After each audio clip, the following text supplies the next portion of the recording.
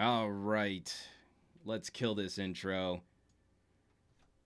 I believe we are live. Ladies and gentlemen, boys and girls, tech fans of all shapes and sizes and sorts and persuasions, welcome to another Monday morning tech chat show on the SGGQA podcast channel.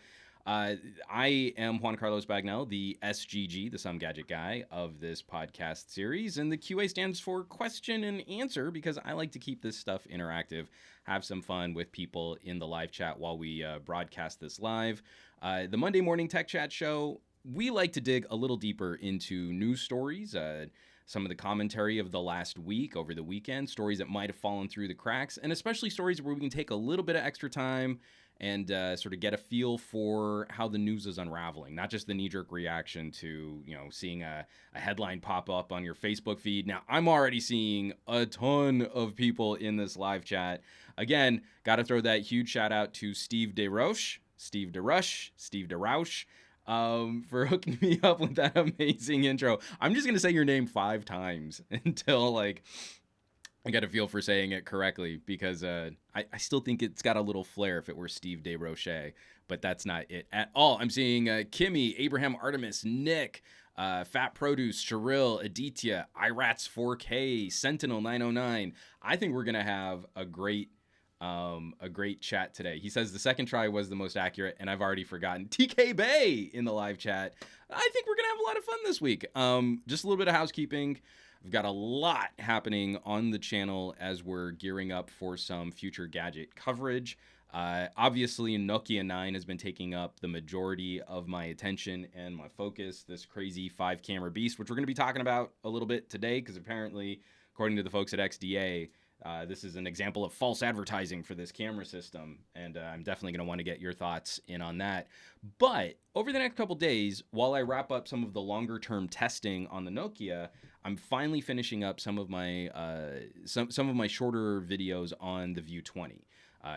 Catching up on desktop mode, the View 20 for gaming, a little overview how that phone line has evolved over last year from the View 10.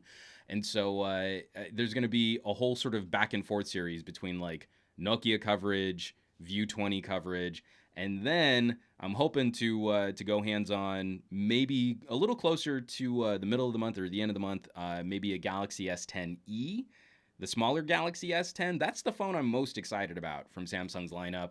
Feel like the fervor of the immediacy of all of the I must get the new videos out there is starting to die down, and I can just kind of coast with it for a couple days and see if I even like it or not. So that'll be sort of a longer term plan there, and then I'm hoping we'll be into LG G8 territory soon. We have a story about the G8 and the pricing for the G8 coming out this week, and then also I really need to circle back to more entry level and lower mid range phones. And so I'm talking to the folks at Motorola to try and go hands-on with one of their G series phones. So it'll be like G8 versus G7. I still think it'd be fun to do a video on that just to make gadget nerds upset. Why would you compare a flagship against an entry-level phone? And it would be me like Andy Kaufman style, ha ha ha ha ha, this phone doesn't compete at all against a flagship. And then just to watch all the folks in the comments flip out. So we have a lot of news to kick into, and then I do want to spend a little time just kind of chatting again where we're at with some of the review coverage that I've got set up. So why don't we we should kick off. I think it's always probably best to get the politics out of the way first. Let me go into screen share here real quick for just a second. And that's my Twitter feed. So now you're seeing my tweets coming back at you. So this was a story that broke a couple days ago, and has sort of evolved since this initial posting here. But Pelosi says Democrats to introduce bill to bring back net neutrality this week. Speaker Pelosi announced Monday that Democrats will introduce a net neutrality bill to replace the open internet rules that were repealed in 2017. And basically, this is just going to get us back to where we were with those rules that were instituted during the Obama administration. And this, I'm pulling this story from thehill.com, and it keeps trying to refresh their auto-playing video, which is the worst, but the article is pretty good. Text of the legislation has not been released. It's unclear what will be included in the bill. That's now no longer true. We actually do know now that we're looking at the evolution of the OIO, the Open Internet Order. It was about sort of empowering the FCC to properly manage what was the telecommunication space, and this is what I think is going to be critical, is properly defining the internet as a telecommunication service and not an information service. And this is the thing that I've had the biggest problem in conversations with people who are against net neutrality. But one of the major things that gets glossed over is, what is the classification of the internet? And from more conservative leaning individuals, I find it a bit specious when the commentary is sort of hinged on, well, I mean, I think the internet needs to be free and open. And you're like, okay, that's perfectly reasonable, but how do you manage that, and how do you guarantee that freedomness and openness?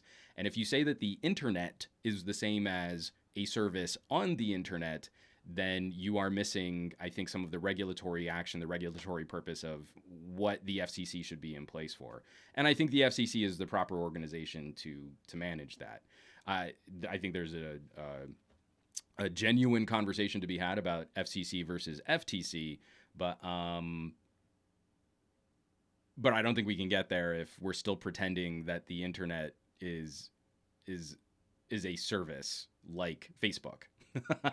For a lot of countries in the world, like, they're synonymous. I don't want that to happen here.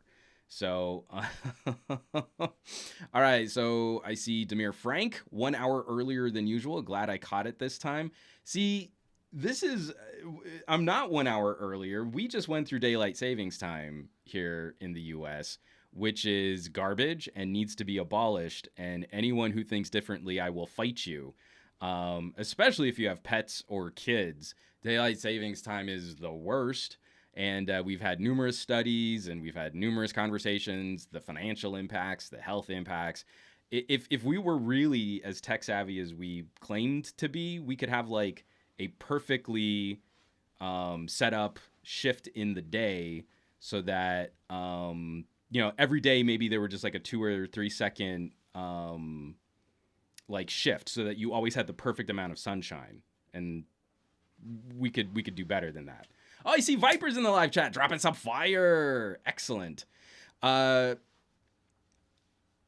Dave B09, my kid slept an hour later, so no. Ricardo Morales, here in Mexico, there's a proposal to abolish it. In California, we were trying to get rid of it too. So we voted. And I'm hoping that that's something we actually execute on, and that we can manage that. And Fabrut is one advocating for weather control systems, only advocating for evil weather control systems. Okay, real quick, I want to tag back to that net neutrality story. This is one of the things that I've been finding very frustrating about this sort of enlightened centrism of tech and politics. After the Democrats reintroduced the OIO bill back onto the floor, we got this really obnoxious editorial from the LA Times. So this is my neck of the woods. This is why I've got to keep them on watch. The Democrats' net neutrality bill is political virtue signaling at its worst. And this is from the article. Who wrote this? John Healy. Congressional Democrats launched their latest effort Wednesday to preserve the free and open nature of the internet, unveiling bills in the House and Senate to reinstate the utility-style regulation the Federal Communications Commission adopted in 2015 before abandoning it 2 years later. Okay, first of all, that's a terrible sentence. That should be like 3 sentences. Moving on. This is not a serious piece of legislation. Instead, it's the political equivalent of virtue signaling, a display of support by Democrats for the strongest possible net neutrality rules, and it has no chance of becoming law. Later in the article, this is why I think this is kind of hilarious. Where did I find it? Because there's because the thing that I love is like, why can't we all just work together, man? Democrats should know by now. Republicans may support the idea of net neutrality, but they won't support net neutrality rules. I get the legal argument for why the FCC, led by Democratic Chairman Tom Wheeler, went that route. Under the current version of the Federal Communications Act, the FCC can't bar internet service providers from doing such evil deeds as blocking or throttling legal websites and services unless it classifies broadband internet access as a telecommunications service. Here's the one. Let me even just highlight this for the live feed. But here's the thing. If Democrats are going to legislate, why settle for restoring the 2015 rules that Republicans oppose? Why not try to forge consensus on a whole new section of the Communications Act that authorizes and instructs the FCC to preserve neutrality? What does that mean? That means nothing. Okay, we have two political parties in the United States. One political party has been in support of this from the early days of debating the merits of some kind of regulation in this space. And the other political party has been stomping their feet and claiming some sort of infringement on business. What consensus will there be? And this is the frustrating, Democrats in disarray, and this is going to be terrible, and this is going to be another problem for the liberals. And no, there is a point where this might be political grandstanding because we know it's not going to pass the Senate, but it puts everyone on notice. So now when we've got the 2020 elections coming up, we've got noted, we know who voted for and who voted against net neutrality, right? If the House passes it and, Republicans vote against it in the House, that's going to be leverage in the tech space to say all these people seem to think that your internet should be ruled by ISPs. And then that also sort of impacts anyone who's sort of tech savvy looking at senatorial races too. It's the same thing. We never saw as many articles about the House trying to repeal Obamacare, right?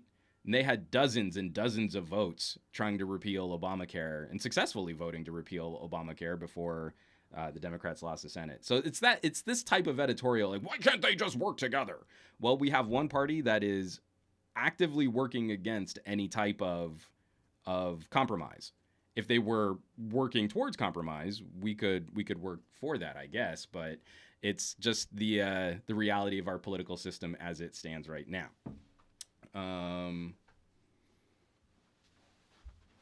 Let's see, Steve DeRoche. Lately, I keep seeing politicians and Twitter verified crapping on centrists. It's not centrism. It's this new flavor of enlightened centrism, where it's. I don't believe that if you're making an argument about government, that both sides are equally working in earnest. This isn't like politics back in the Nixon administration, where Democrats and Republicans could just go out, grab a beer, and then hammer out some policy. Since the Newt Gingrich era of republicanism, we've seen one party try to prove that government is the problem. And so they're actively breaking those types of consensus approaches towards working together. I don't know, TK, I mean, what do you think about net neutrality in this current political climate? Because I feel like there's more of a conservative argument for it. Mm-hmm.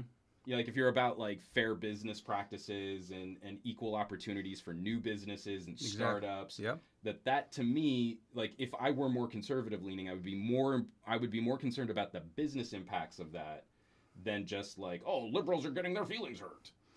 It's not really a party situation. I think the reality of the matter, net neutrality gave us the opportunity to say, for anybody that wants to start, that wants to be able to basically, build up a site, build up a new business, they have the same fair chance of reaching their consumers the same way as big companies. Right. That if you pay more, you don't get that, favorite lane, the faster connections, throttle speeds for slower connections, similar to what we've seen with Netflix on certain carriers in the past. Oh, and still today. But or even YouTube too. I mean, if you see it sometimes, you notice certain carriers, you get some good connections and some of them you don't.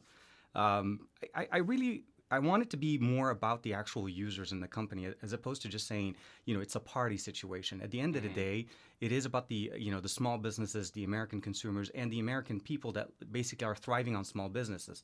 There's a lot of big corporations, but America as a country feeds off of small business. We as a company, I mean, myself, even as a new YouTuber or anybody like that, you want to have the same opportunity as the big guys, and you don't want to feel like it's an uphill battle just from the start. Otherwise, you'll give up. Now, what about this fear? Because a couple people have brought this up to me, and I think someone is trying to mention this in the chat right now. Mm-hmm. Is so I love this example, but what about Netflix? Netflix using up all the bandwidth. They are. I watch them too much, but well, I mean, there is a concern to be had. There is that yes. Netflix could be using a significant portion of bandwidth. Yeah. My joke reply would be, why do you hate the free market? Because if Netflix is using all the bandwidth, then the consumers have spoken that that's what the internet is for. Exactly. It's because there's usage. They're not using it by themselves. It's people feeding off of it. They're using the subscription. They're logging in. They're watching the videos. But that's the result of the open market, right? I mean, some people will succeed, and if treated fairly, everybody can have the opportunity. It's not that Netflix came out and said, look, we're going to just suck the internet and make everything work that way. I remember back when Netflix was a CD TK Bay service. all about sucking the internet. You heard it here. That's what it is, right? We're not basically just taking everything out. We're saying is they're succeeding, and the solution of the big corporation isn't necessarily to try to make things better. They're saying, well, we want to charge them more because they're using more. Right. But that doesn't reduce the usage, right? We're not fixing the availability of the bandwidth. All we're doing is essentially still working within the same constraints of it. We're just they're making more money off of it, and we're not getting a better connection. Well, because ISPs get to double dip. Well, because yeah. I pay for an internet connection, and Netflix pays out the nose for interconnection fees. So that's every not ISP gets paid twice on every single transaction. And that's where you start looking at it. We're not benefiting. The consumer isn't benefiting. I mean, yes, we still use Netflix, and we're obviously enjoying that. I'm not giving up Netflix. But again, they're a very good business model corporation, and they know exactly how to operate. The question is, how do we fix the problem of throughput and available bandwidth as opposed to just charging them more? And You know what I think we should do is I think we should give ISPs tons of tax breaks and let them charge crazy administration fees and let them sort of leech up billions of dollars. That makes sense, yeah. From taxpayers for infrastructure and from customers, and then they're under no obligation to give us fiber. Mm-mm. So why improve the infrastructure? That already happened. I was going to say that's exactly what happens. They don't have to improve the infrastructure for us. What was the dollar amount on that? Like $400 billion? It was just some ridiculous number. It's just the amount of it kills me how we don't necessarily have fiber everywhere, and even Google's implementation came in like in a beta. It's coming in Irvine, I think, for the most part for Los Angeles. We don't have a competition in fiber, and realistically. No, we don't. Even cable or internet or AT&T, it's just you're gonna, over time, we need better networks. We need better. The pipe needs to get bigger. Well, that's usually what it. Well, that's why we're all excited about the 5G, right? I mean, 5G, yes. No company's talked about like backhaul to improve for all the areas that don't even have real 4G. Oh, no. But the 5Gs, that's what's going to fix it. All right. I spent a little bit longer on that than I really wanted to.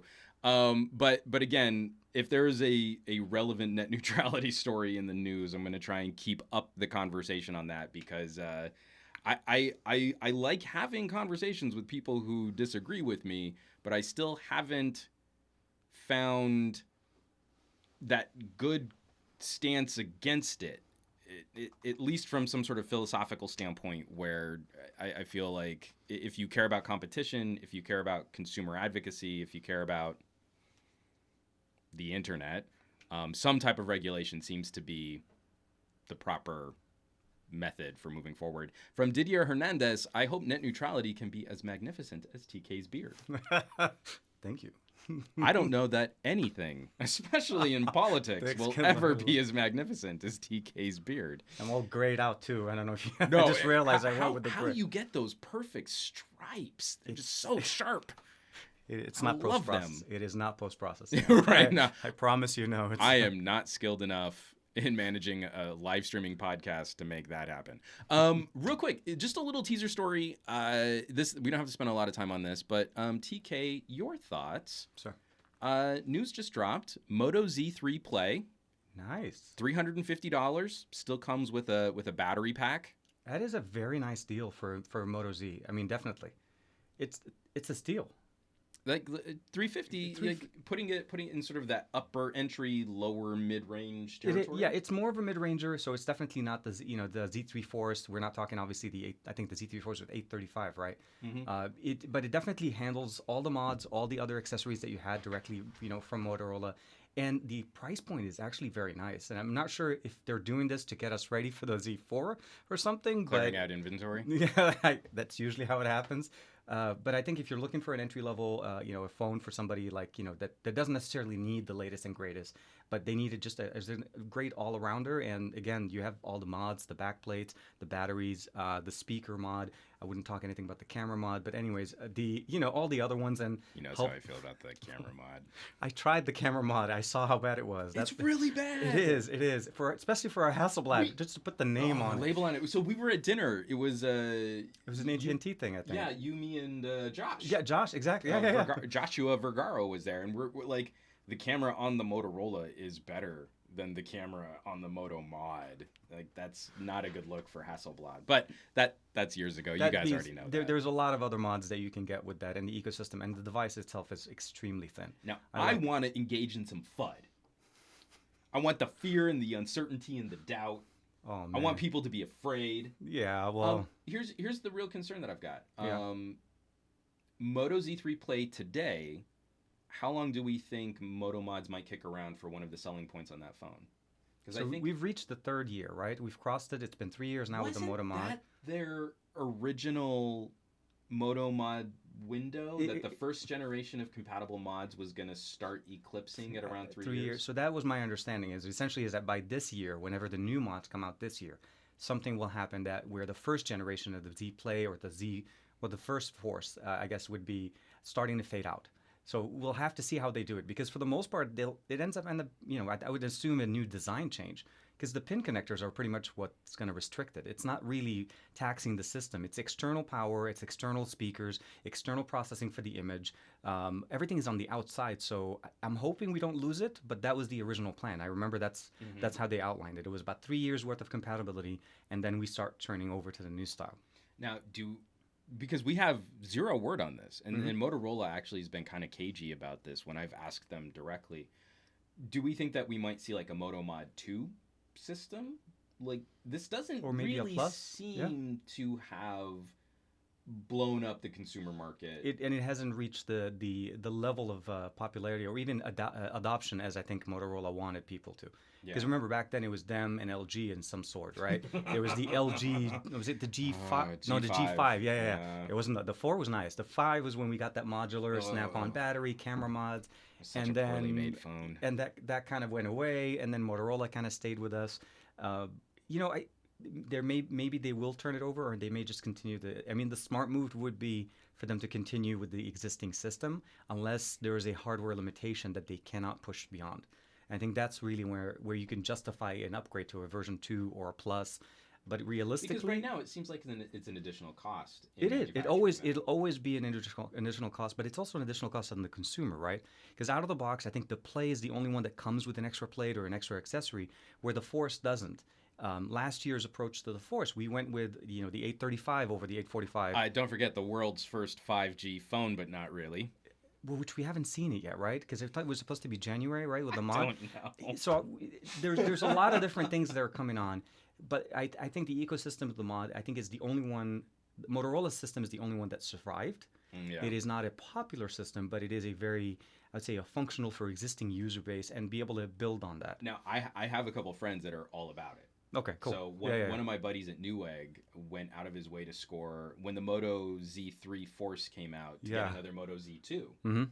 Because Snapdragon 835, Snapdragon 835, exactly. got new battery mod, so everything was clean and it was actually reasonably priced. It was at release. It was reasonably priced, under $500. So I've got a video coming out on the desktop mode for Honor. Oh yes, EMUI desktop.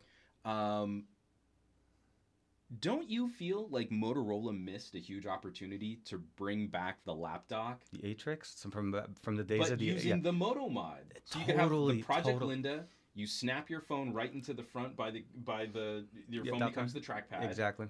and it's a magnetic, so you can pop your phone out really easily. You don't have to plug anything in, and you'd have battery and all that other stuff. Expanded battery, bigger display, just overall better ergonomics interface.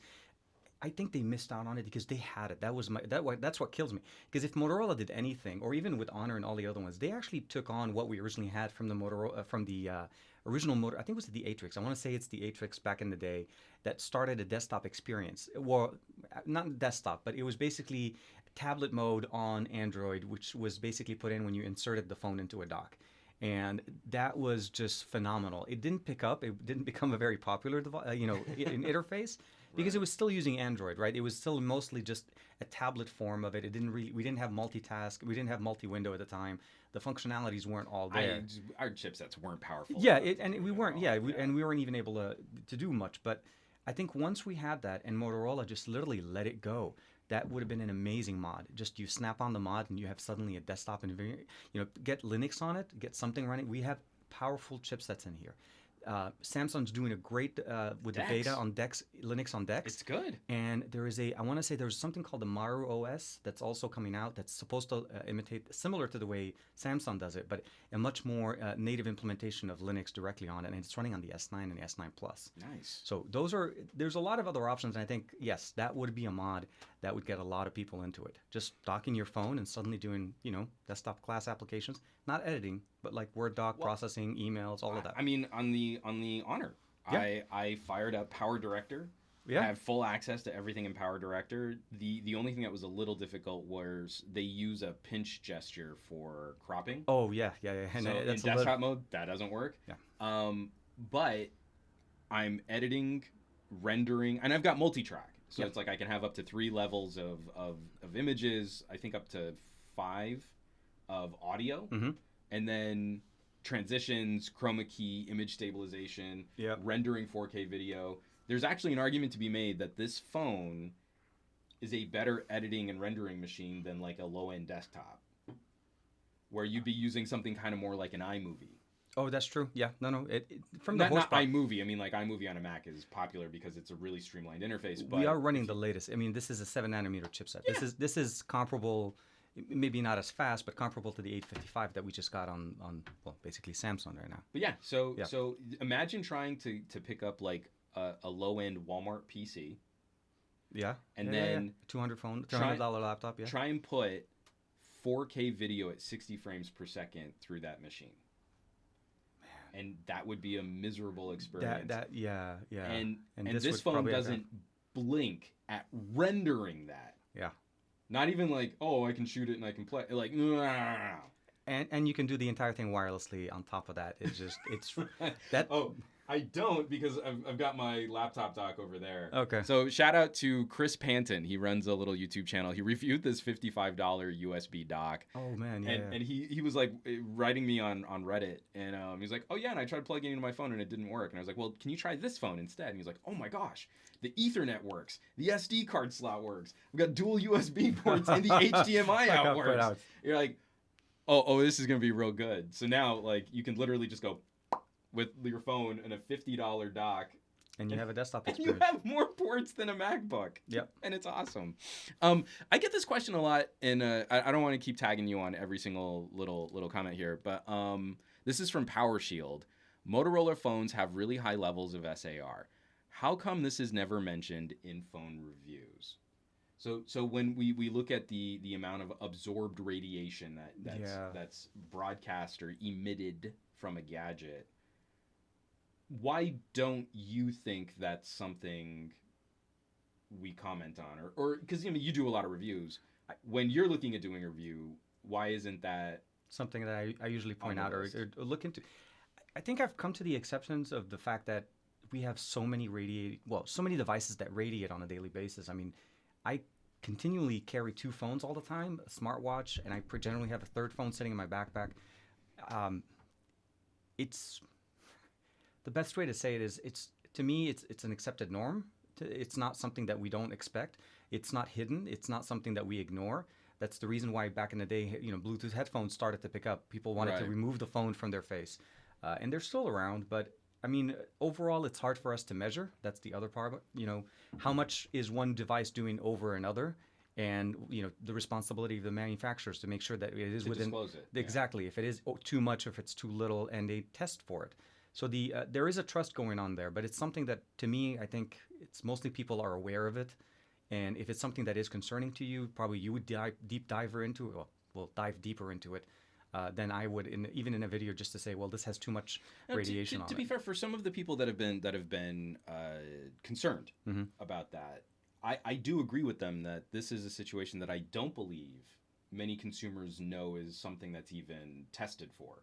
Yep. Like I don't think there's a broad awareness of this measurement, but I also feel like it's going to take quite a bit of education Yeah. to explain oh, your phone's radiating you. Your phone is you're getting radiation from your phone. And I feel like that's a consumer panic story, Mm-hmm. right? Not a consumer education story until we can properly prime them for what is it that we're measuring, what are the possible impacts on the human body. Yep. And then like you were saying, my biggest issue with trying to comment on this is it's kind of like trying to comment on fuel economy from the manufacturer of a car. Is I don't have a good way to verify what their testing supposed method. measurements and testing methods Exactly. and methodology might be. Whereas like, if they say like, oh, you get 70 hours of battery life, like I can measure battery life. There are certain I can things, test yeah, battery life. as a consumer or even as a reviewer, you're able to test and be able to actually talk about. There's also the other thing that we've seen lately is that the usage of the devices are very different now than it was maybe 5 or 6 years ago. We actually make less calls on our phones than we used to. Yeah. The actual typical call that I make, I've never had the phone on me. It's for the most part either sitting in the Android Auto plug or sitting on my desk. I'm using some kind of adapter, or I'm using it through a speaker of sorts. So the use case is different. We no longer have them close to our head 90% of the time. I'm not saying people don't use them, but we generally text that position is away from you. The radiation's more into the center part of the body, as well as the fact that we have them in our pants all the time, which is another discussion you can have of how much radiation and We definitely need to have a discussion on what's in TK's pants. it's pretty much a different conversation, different All right. episode, different day. Moving right along, another news story. I don't often take glee. We sort of talked about this last week a little bit, but the official story out there. Oh, actually, no. Aditya Anil has a great comment here. SAR should be a conversation topic when you pay $1,000 for that device. Yeah. As mentioned, it's basically physiological, but when you pay that much, OEMs should add some sort of protection. Not only just some sort of protection, I will put this in the same category as I think you should be legally obligated to disclose SAR, recycling. Yep. So there should be, every manufacturer that makes a product should have some methodology for you to dispose of that product. And then also ingress protection. I think it should be legally mandated that you at least know. Like, I don't think it's okay to just say, like, we didn't want to get the rating for IP68, so we're just not going to tell you anything. Because I don't think IP53 is a deal breaker. No, it isn't. But I think it does come down to a licensing issue, and I think that's why some companies don't even disclose it. And that's why you see other people like they're testing it. Oh, this phone is waterproof, or this phone is water resistant. But paying that license fee, and I think we've seen that even in sometimes when there's like the two companies that the flagship will get the IP rating, but the mid-ranger may have similar specifications but doesn't get the rating. And I think it is a licensing. I think we need to have that information. The information as far as testing, I think it's just no different than cigarettes, right?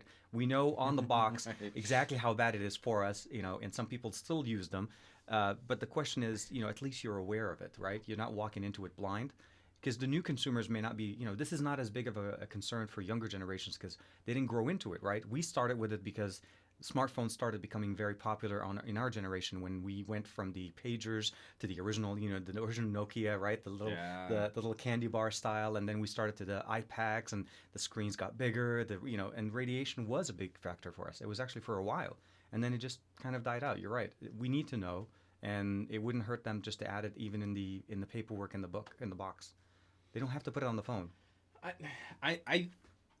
I am a cranky liberal, so I feel like that information should be like on the boot up screen of the phone. As No, soon no, as no, it no, turns not, on. not on the boot up screen, but I feel like that should be on the box because Oh no, no, I'm yeah. super guilty Oh, of I see what you mean. opening the package and be like, oh, these papers fling. I do that too. All right, so again, Sorry, moving on to the next story. I was maybe a bit too gleeful. Well, actually, no, that's not true. I don't think I was gleeful enough. I should probably be more gleeful. There was a phone that came out. It was something of a marketing stunt. Meizu? Is that how you pronounce it? I've called it Mizu. Meizu. Because I've heard both. Meizu. So I've heard it both ways. Yeah. They came out with this, and now they're trying to walk it back like it wasn't a real thing. But Mizu says its port-free Zero phone was just a failed marketing stunt. So this was going to be a $1,300 phone. They had an option for a $3,000 phone, and they put it up on crowdfunding, and it bombed hard with only 29 backers. Only 29 people thought this phone was a good idea, and I hope those 29 people are so soaked up full of radiation that they cannot breathe. That was harsh, but maybe not harsh enough because a holeless phone, I think, is a terrible idea. I think they're portless. No, so I mean, like, I think on their Kickstarter. Oh, you actually said the word. I think it said holeless. Like holy, like the holy phone, the holeless phone. Let me see if the Kickstarter's still up. A holistic approach to a phone. Hold on, let me see if I can. Oh no, it's just another link internally to Engadget. Yeah. I'm pretty sure somewhere on there was holeless, and to me it was like that. That's holistic right there. Well, but also it's like you kind of have that archer. Like, are we not doing phrasing anymore? No, really? That's what you went with? Yeah. I really feel like you could have done better there. I think honestly, it was definitely a good. I was interested to learn more about the actual. I love how diplomatic TK gets.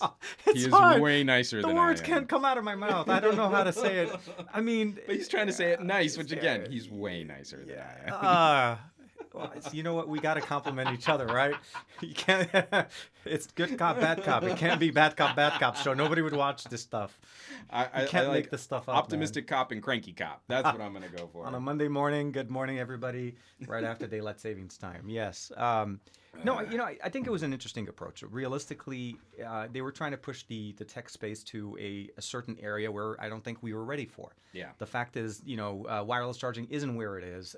The fact that we didn't have any buttons, any way of charging it other than wireless, and just for me, just the mere process of getting into the bootloader, I'm trying to figure out how.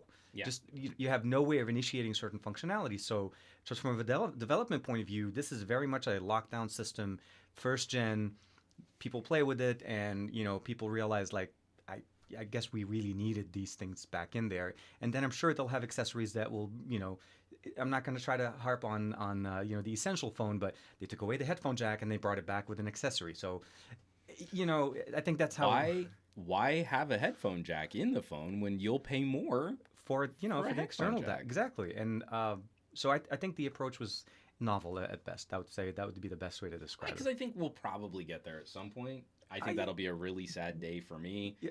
I think it's pretty clear companies like Apple want to tread in that direction from a design and aesthetic standpoint. It's just, not only are we not there yet, I think we're a long way. We're quite a ways. And not only that, I think that approach may only work if this ends up being more of a plug-in, where your phone ends up basically sitting in somewhat of an adapter or a dock, even if, let's say, a casing or something that you put on yourself or in the car, and it works, and it becomes functional in that way. I think that's an approach I would be comfortable using, something that has no ports. But to make this my daily phone that I use, that I'd be able to answer, make calls. I didn't want to say daily driver. I stopped myself. Why. Who was upset about you saying daily driver? I don't know. I saw somewhere where somebody was like, I don't want to call it a daily driver anymore. This would be... I understand when I catch flack because I still call OnePlus a mid-ranger. Right? I'm not... Flagship killer. At this point... No. I walked away from Flagship Killer. I thought that was terrible marketing. No, I think they stepped away from that a while back. Oh, they totally have. Yeah. It was like OnePlus 5. I think they stopped using the Flagship Killer moniker. Yeah. But no, I very much like... There is something really special about a conversation with a phone that is purposely launching at a price of half an iPhone. Oh, totally. It's always sort of been about half an iPhone. And it is ridiculously faster than anything. It's just It's crazy. If you've ever wanted to see how fast an Android phone can operate and not have to pay the full price, I mean, even faster than that, I did a speed test and it wasn't really a very complicated one. It was mostly just opening and closing apps. The OnePlus 6T was very close to the 855 on basically a Samsung phone. And that's because of the amount of extra stuff that Samsung puts on to slow down the 855. The 855 should be performing much better. I think, remember the numbering was supposed to be like 25% faster, and it wasn't. It was mere seconds, but the fact is, yes, they are in the mid-range price point. They're offering us great value. I think the company itself needs maybe just to start looking into maybe bringing back the headphone jack. That's just my opinion. But and just listening to what the users are. I think they're doing a good job of that. They listen to what their users want, Totally. and hopefully the OnePlus 7 does some new tricks, and hopefully we'll see some new things. But the OnePlus is a flagship from a budget brand. Totally. So it's a premium mid-ranger flagship phone. Oh yeah, no. And I need to say that every single. I can't say mid-ranger. No. I need to use it full time. But I still don't get like someone who was cranky about you saying daily driver. That's a bridge too far. In fact, now I'm going to say everything daily driver. Daily driver. Daily driver. Yeah. TK is my daily driver tech pal. Yeah. Because that probably doesn't sound great, but. Different show, different episode. After hours, guys. After hours. Some Gadget Guy after dark. All right. So you've got a MacBook on that table there, yes, TK. Sir. So I need to bring up this next story here, which is from iFixit. This is also covered by Louis Rossmann, Rossmann Group. Apple's 2018 MacBook Pros attempt to solve Flexgate without admitting it exists, written up by Whitson Gordon on iFixit.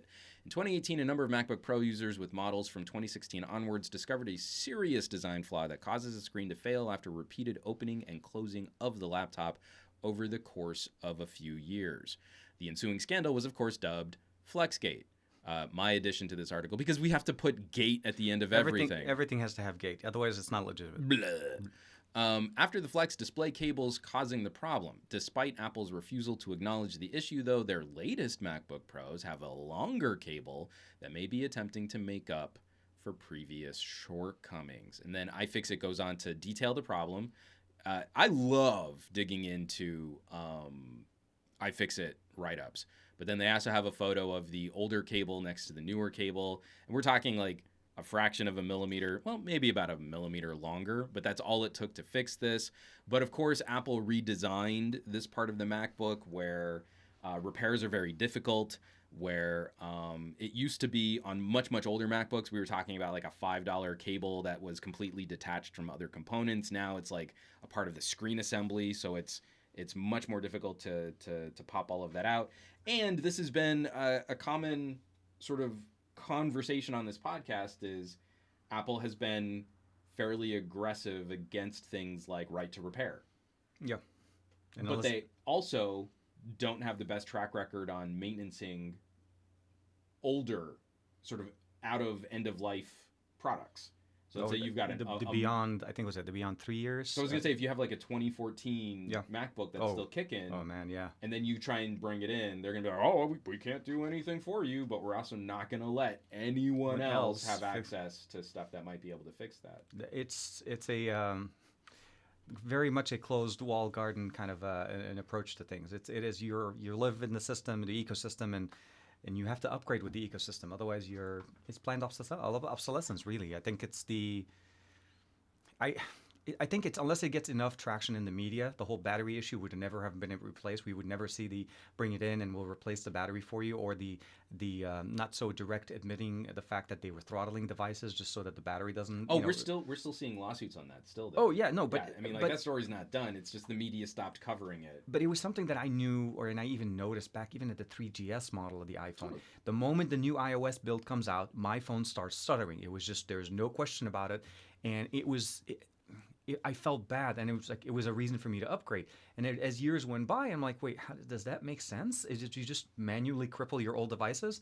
But even with the laptops, I mean, luckily I don't have the 2018 model. Mine is a few years older than that. Which one are you using? I think Because you have the touch bar, right? this is the first gen touch bar. Okay. So is sorry, the first gen after they fixed the issue with the battery on the touch bar. Gotcha. So there was the initial generation. I waited about a year after the whole, because never buy first gen of anything.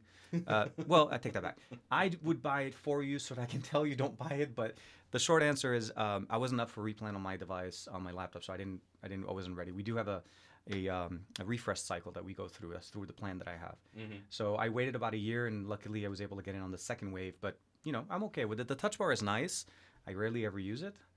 I'd rather have a touch screen. I would rather have my ports back. Actually, that's what I want. Oh yeah, I want my SD card, and I want to. I don't want to have everything on USB-C. But well, all you need to do is get another dongle. Actually, you should see. I mean, if that $50 one will. Oh, that one will probably work. Yeah, if it worked. Well, most dongles that'd be way are better than having like individual dongles from Oh my Apple god! for Yeah, every and I've dumb seen some of the connection. ones that are on the side, but what I really want is an adapter that works without needing external power. That'll give me HDMI. That'll give me the additional USB 3.0 ports and an SD card reader that's decently fast. Not an SD card that's capped at like 28 mega. Okay, let's try this out. Oh, Chotek, I know these guys. Yeah, we're gonna do a little live product testing. And an Ethernet port. Look at Ethernet. that. That's what I'm telling you. That's like foreign language to this laptop. You have not lived until you've seen a phone fire up your internet connection over Ethernet. Because it is so stonking fast. What is Ethernet? I don't think laptops know what Ethernet is anymore. I have an Oh, and I do get power through it, and it does recognize it. Yep. And it recognizes Ethernet. It works. Here, if you ignore the porn, you can. I'll have to stop. Yeah. Throw some. If you see a really, really weird look on my face, we'll screen share to see what he's digging into on my camera SD card there. But no, it's just the. I like bringing these stories up, having that conversation about what our expectations as consumers are and whether or not we should be allowed to do these types of things is becoming increasingly precious. From Steve DeRoche, hashtag some dongle guy. Dongle guy. Dongle is the worst word ever, and I love saying it. Hashtag some dongle guy. Living the dongle life. That is Apple life, my friend. Peter bringing up, I want a flagship with a removable battery. We all do, Peter. I really wish we could bring that back. Repairability and longevity. That is nice, man. And from Abraham Artemis, it makes me realize my photography teacher didn't like the new MacBook Pros because it doesn't have an SD card reader. Yeah, definitely. When you want to offload your pictures and anything, I mean, come on. If they gave us a headphone jack, they gave us ports and everything, especially with the MacBook, the 15-inch. It's big enough that there's no issues you have to take that out. But to take it out and then having to buy a dongle for it, it just... Is the charging working? The charging is working on it. I got Ethernet already recognized. Boom. I mean, I don't have connection to it, but it recognized it and it connected it. Totally just fixed everything for TK on his MacBook. Pretty much the Reinforcing the best. some dongle guy concept going on. It's like, you have a problem? I got a dongle. If you got a problem, I've got a dongle. Check out the hook while my DJ rib strangles ice baby. Oh man. All right. This is a quick back to back. We don't have to spend a lot of time on this one. Let me screen share in here. So this is from privacyinternational.org. Guess what? Facebook still tracks you on Android apps, even if you don't have a Facebook account. I don't know who wrote this up. There isn't a byline on this. But from Privacy International's blog, in December 2018, we revealed how some of the most widely used apps in the Google Play Store automatically send personal data to Facebook the moment they are launched. And that happens even if you don't have a Facebook account or are logged out of the Facebook platform. So, today we have some good news for you. We retested all the apps from our report, and it seems as if we made some impact. 2/3 of all apps we retested, including Spotify, Skyscanner, and Kayak, have updated their apps so that they no longer contact Facebook when you open them. Now here's the bad news. 7 apps, including Yelp, Duolingo, Indeed, as well as the King James Bible app and 2 Muslim prayer apps, Qibla, Qibla.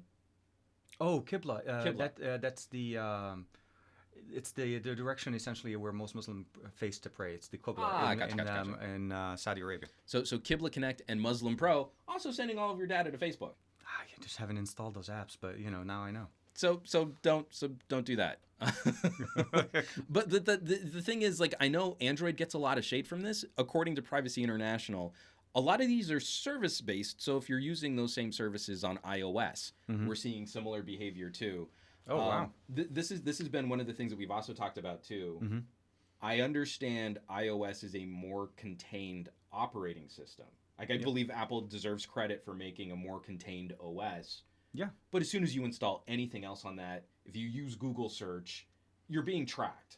Well, and you so with Google, at least you're aware of it. Well, you're aware of it as much as you'd like to. I mean, the reality of the matter is they shouldn't be doing that. These other applications, obviously, that's their source of income. I'm assuming that's how they make their money. It's by basically usage, and they're selling usage-based information to other companies. Yeah.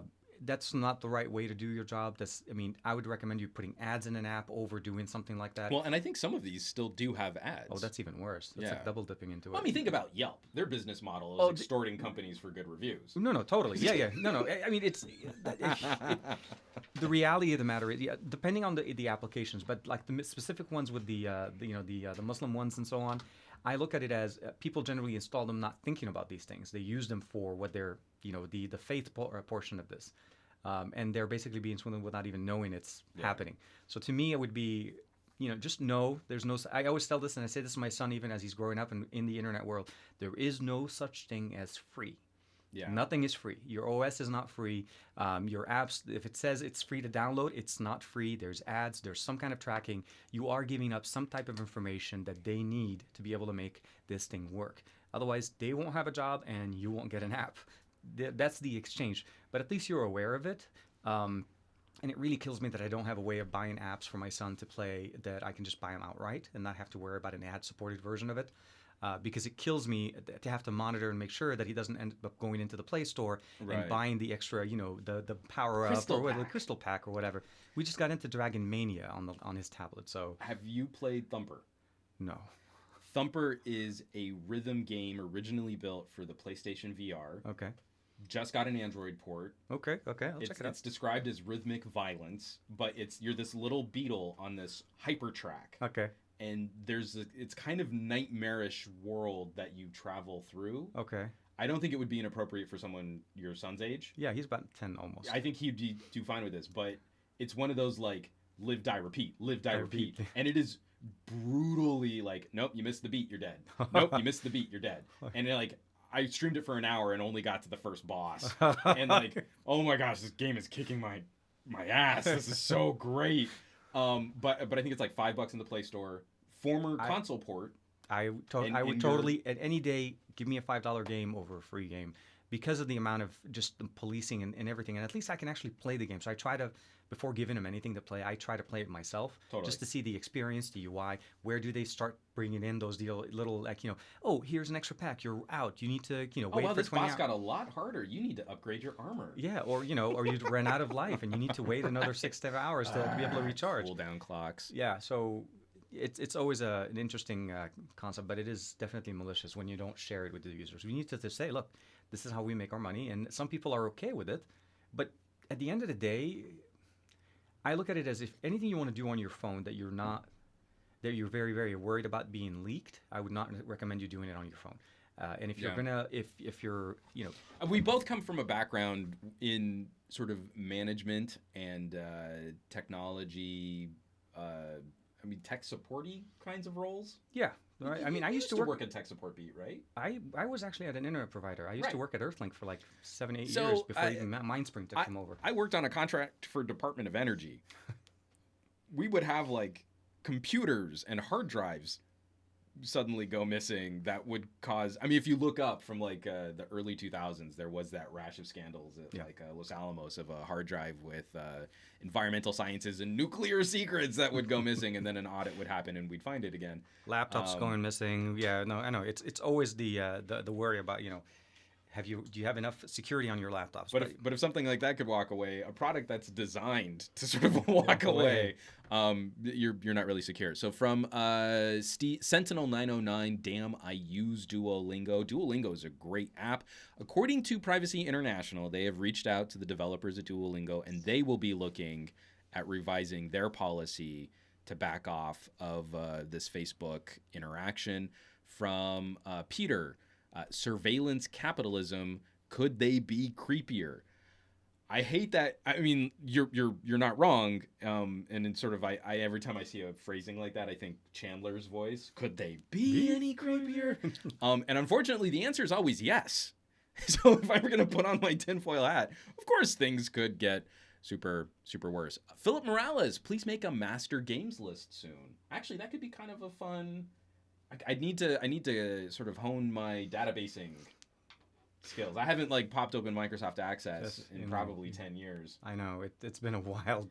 But I mean, there are a bunch of games like this probably isn't as big a draw for you because you're already rocking a Switch. But I'm irrationally excited about seeing Stardew Valley coming to mobile. Oh, nice. So on iOS and Android, we're gonna have an actual port. It's an older game. I mean, obviously it's been around for a while, but even if mobile is starting to become the place where old Switch games go to die, as opposed to emulators, because I love emulators. That's still way better than the crop of gem scamming games that we have. That's constantly being pushed. And if you go to the family app section in Google Play, it's all microtransactions. And the worst kind of predatory ones. I don't like, man, it just kills me. It's like the days of buying a game just are gone, but it kills me because I want that option. I want to be able to basically say, give me a version of the game that doesn't include apps, that doesn't include tracking. Just give me the things so I can play by myself. Do I have my Razor up? So I was actually playing Thumper. Before he goes, I'm gonna make him level play some Thumper. Okay. I'll take him all the way back to the beginning. So Alien Blackout, that was it was too short. Okay. But that was fun.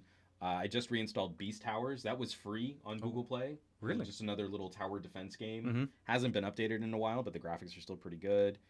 Data Defense, if you like tower defense. Evoland 2. Okay. If you want sort of that RPG Legend of Zelda. Oh, man. Classic style? Classic style. So it starts you out old school Game Boy. Oh, and then you evolve and into newer methods of RPGs. Okay, that is nice. Okay. I have a love for this funky old game, Exiled Kingdoms. It's crazy. It looks like early Baldur's Gate. Mm-hmm. The graphics are terrible. Oh, okay. The writing has all kinds of English misspellings, but the game is genuinely fun. And it starts out fantasy world, and then it ends with this weird and then spaceships, and it's completely crazy. You gotta check it out. There's a lot of good games. I even like the case that you have on your Razer Phone too. That's a nice case. Just a little extra grip. It's better than the one I have. Oh, but the corners. The rectangle corners, they hurt my hands. They dig into your hands. Oh, how could someone hold a rectangle?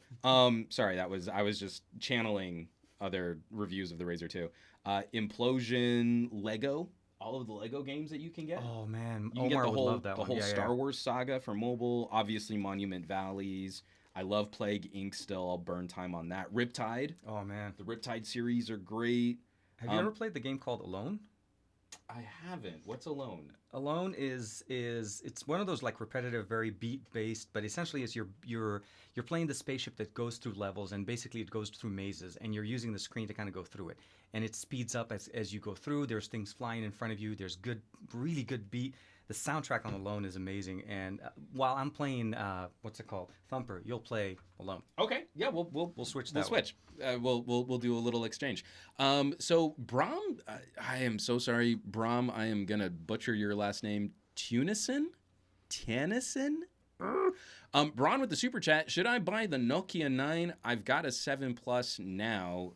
Upgrade ? We're gonna talk about the Nokia 9 once we wrap up the news block. So I will come back to that. Thank you so much for the super chat, and thank you for supporting this podcast. Oh, and Steve DeRoche, Star Wars Knights of the Old Republic. I brought that one up on the Newegg stream because they were making fun of me for playing mobile games. And you're like, there are so many of these, like the Rockstar games. Yep. Go back and play Bully. Go back and play GTA, Max Payne. Yeah.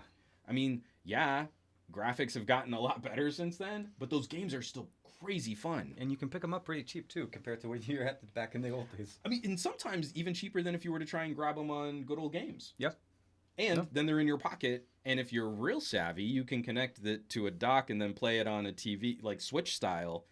I'm just saying, if you know your way around the right phone, you can totally pull that off. Or if you have the right adapter. So Plug. what? $55. I'll put my Amazon affiliate link in the show notes of this podcast. I'm going to sell so many of those. The reason why I wanted to bring up that story about Duolingo and Facebook tracking, and I got a little sidetracked because I said we weren't going to spend a lot of time on it, was, of course, Mark Zuckerberg put out his manifesto. Facebook shifting towards privacy. This is a pretty good, in my opinion, this is a pretty good write-up on the New York Times by Zeynep Tufekci. I am really not nailing names today, and I do apologize. But New York Times, if you look up the opinion piece titled Zuckerberg's So-Called Shift Toward Privacy, and I will have this in the show notes after this podcast goes live, from the article, from the first couple paragraphs, I was tempted to roll my eyes on Wednesday when Mark Zuckerberg, Facebook's chief executive, posted a manifesto outlining his plan to make social networking more privacy-focused and less about the public disclosure of information. Why take seriously someone who has repeatedly promised, but seldom delivered, improvements to Facebook privacy practices? This is a company, after all, that signed a consent decree with the Federal Trade Commission agreeing to improve how it handles the personal information of its users after federal regulators filed charges against it for deceiving consumers about their privacy. This was about 7 years ago, and it has been one scandal after another since. And she goes on to just break down her feelings and just like what we should be expecting from a company like this. There's been increased chatter in some of the political circles as to whether or not we should be looking at how to break up a company like Facebook.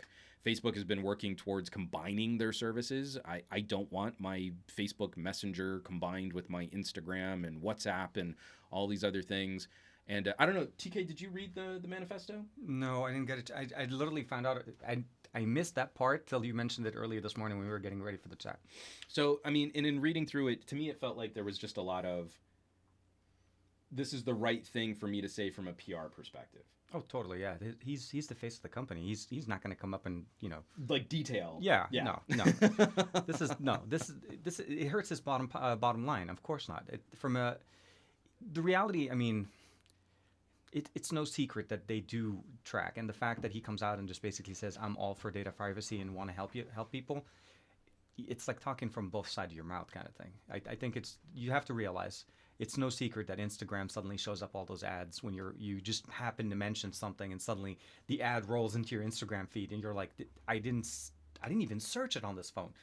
It's no surprise. We know they're tracking, but yeah, it's like watching a comedy show, right? Oh, and a bad comedy show at that. So the one question I would have, let's be fair. Okay.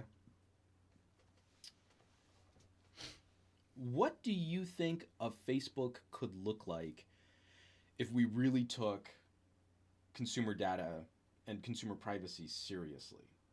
Because I think the reason why we're all being so cynical here is because Facebook's business model, like you were saying, depends on a certain leakiness. Like you can't button that up. It's the discoverability. Yeah, exactly. It's like how do they find your old friends from like a long time that you've never even connected, but they somehow made the connection through other people. So outside of just saying, do you think Facebook could? Let's imagine a utopia where Facebook could. But what would Facebook look like in that? What do you think Facebook does to offer a service that people would want to engage with, document their lives on, but then also that stuff was properly buttoned down? I think we could go back to maybe Facebook 1.0, back when it was just on the computers running on the and like university. invite only? Yeah, I mean that's how the initial process happened, and that's where Facebook was that's how I got introduced to Facebook. I actually had to find somebody that could give me an invite just to get in there. But to go back to a model where they don't have advertising and autoplay videos or constant asking for permissions to make Messenger my default messenger on my device.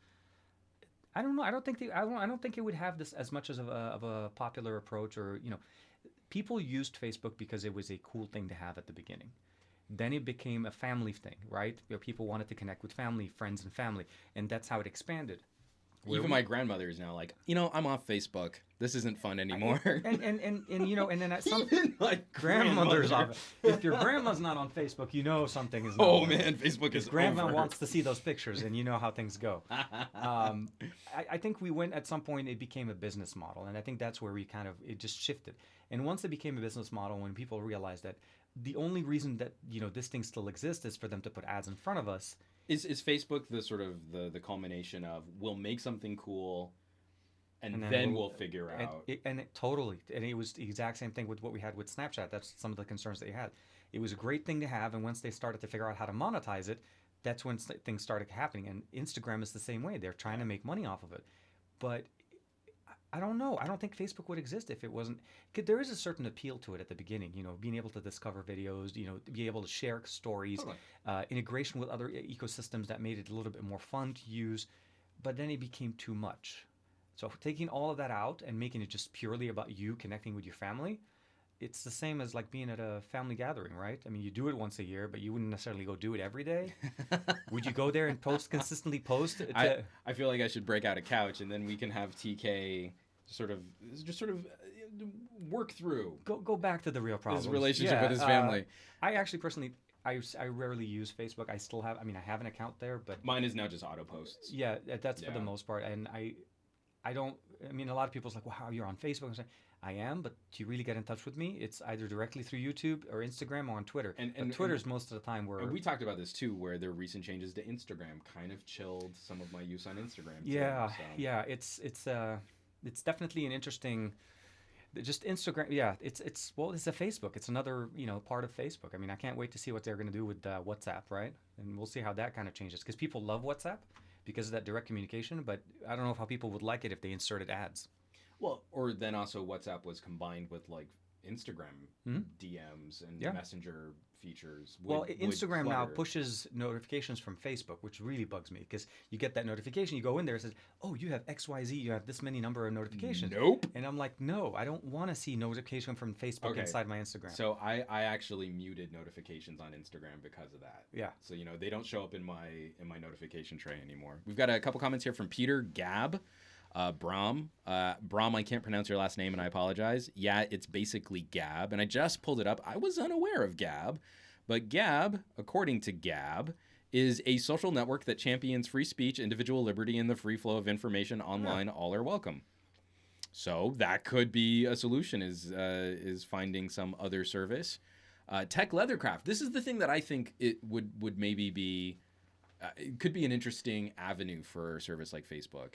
Facebook would have to be a paid service to eliminate privacy issues. And that to me is an exciting idea that I don't think companies have been savvy enough or brave enough to explore. Is let's make something cool with the purpose, the initial design of it being behind some type of loose or light paywall. So I think that model would work once you've established a user base, but not necessarily to start it off. I think if you put a wall at the beginning, like a paywall to get into it at the beginning, it gets hard. I want to mention, I forget the name of the company, but there was that one YouTube competitor company, remember a while back, that decided to get on the stage and basically was trying to hire it was like another streaming site, but it was supposed to be a premium version. It was free for the first year, so on. I think Pocket Now was doing. I think I know who you're talking yeah, about. and I think Pocket Now did get on it, and I realized quite a few companies went on it. But the reality, everybody realized, no, people want the ad option that they have with YouTube because the user base is there, and it's actually you're able to sustain it on that. It's not the best, but it's something that you're able to be on for quite some time. That's a discussion for a different video and a different episode. That's a You're whole gonna hear that from me the podcast whole all on its own. all day today. It's almost like I'm queuing up. I'm going to start texting TK about how wrong he is right now. Oh my God. But please continue. Yeah. And you But, are wrong, and I think your beard is neat. Thank you for the beard. No, the approach that we have these days, I think most companies will probably start off with the free, and we figure out later because they want to build the user base. It's the approach, right? People flock to things that are free, and I'm not trying to say anything against Gab or anything like that, but the approach that we have Gab is the alternative to the main popular option, right? And everything like that will always work, but at some point or another, Gab will have to figure out a way to monetize themselves. It can't be free forever. People need to get paid, the developers, the companies, the PR companies, all of those things, and they'll figure out a way. And I think finding a way that is least, intrusive into your information, I think is the best approach to have longevity. Because at some point or another, like, and I think I saw one of the comments in there, the general user base in Facebook is more on the older side. It's because, well, yeah, all the families, the grandmas and the grandparents and everybody has joined the Facebook, and that's where the growth happened. It was a momentum, yeah. And what happens essentially is that the younger generation realize it's not the place they want to be because, well, mom, dad, grandma, grandpa, all can see my stuff. I can't be me. Now I have to have two Facebook accounts to be able to kind of do this. So, again, an episode and a subject for another show. It's hard. It's hard to be able to make money, and especially when there's so much competition. Someone else mentioned, and I'm sorry, I lost it in the stream. But just the notion of, I think the transparency or the clarity of, if you have a service that's ad supported, I think we need to come down a lot harder on companies that then in the background also traffic information. Exactly, because they're doing both sides. Yeah, I mean, like, it's a corporation's duty to shareholders to try and extract as much wealth as they can out of a consumer base. But I think this will be sort of another phase of the tech community But to your point, though, I think Facebook offering an option that is ad-free and it is a premium service, similar to the way YouTube offers it, you can pay for the service and get rid of all of those ads. There's no reason. I mean, to me. Oh no! According to Zuckerberg, you can't. It's harder than you think, according to. Well, okay. I mean, if he says so, I'm good with that. I'm sorry. I take all my comments back. I'm so sorry. He gave me my answers. I mean, when something's hard, you just don't try, right?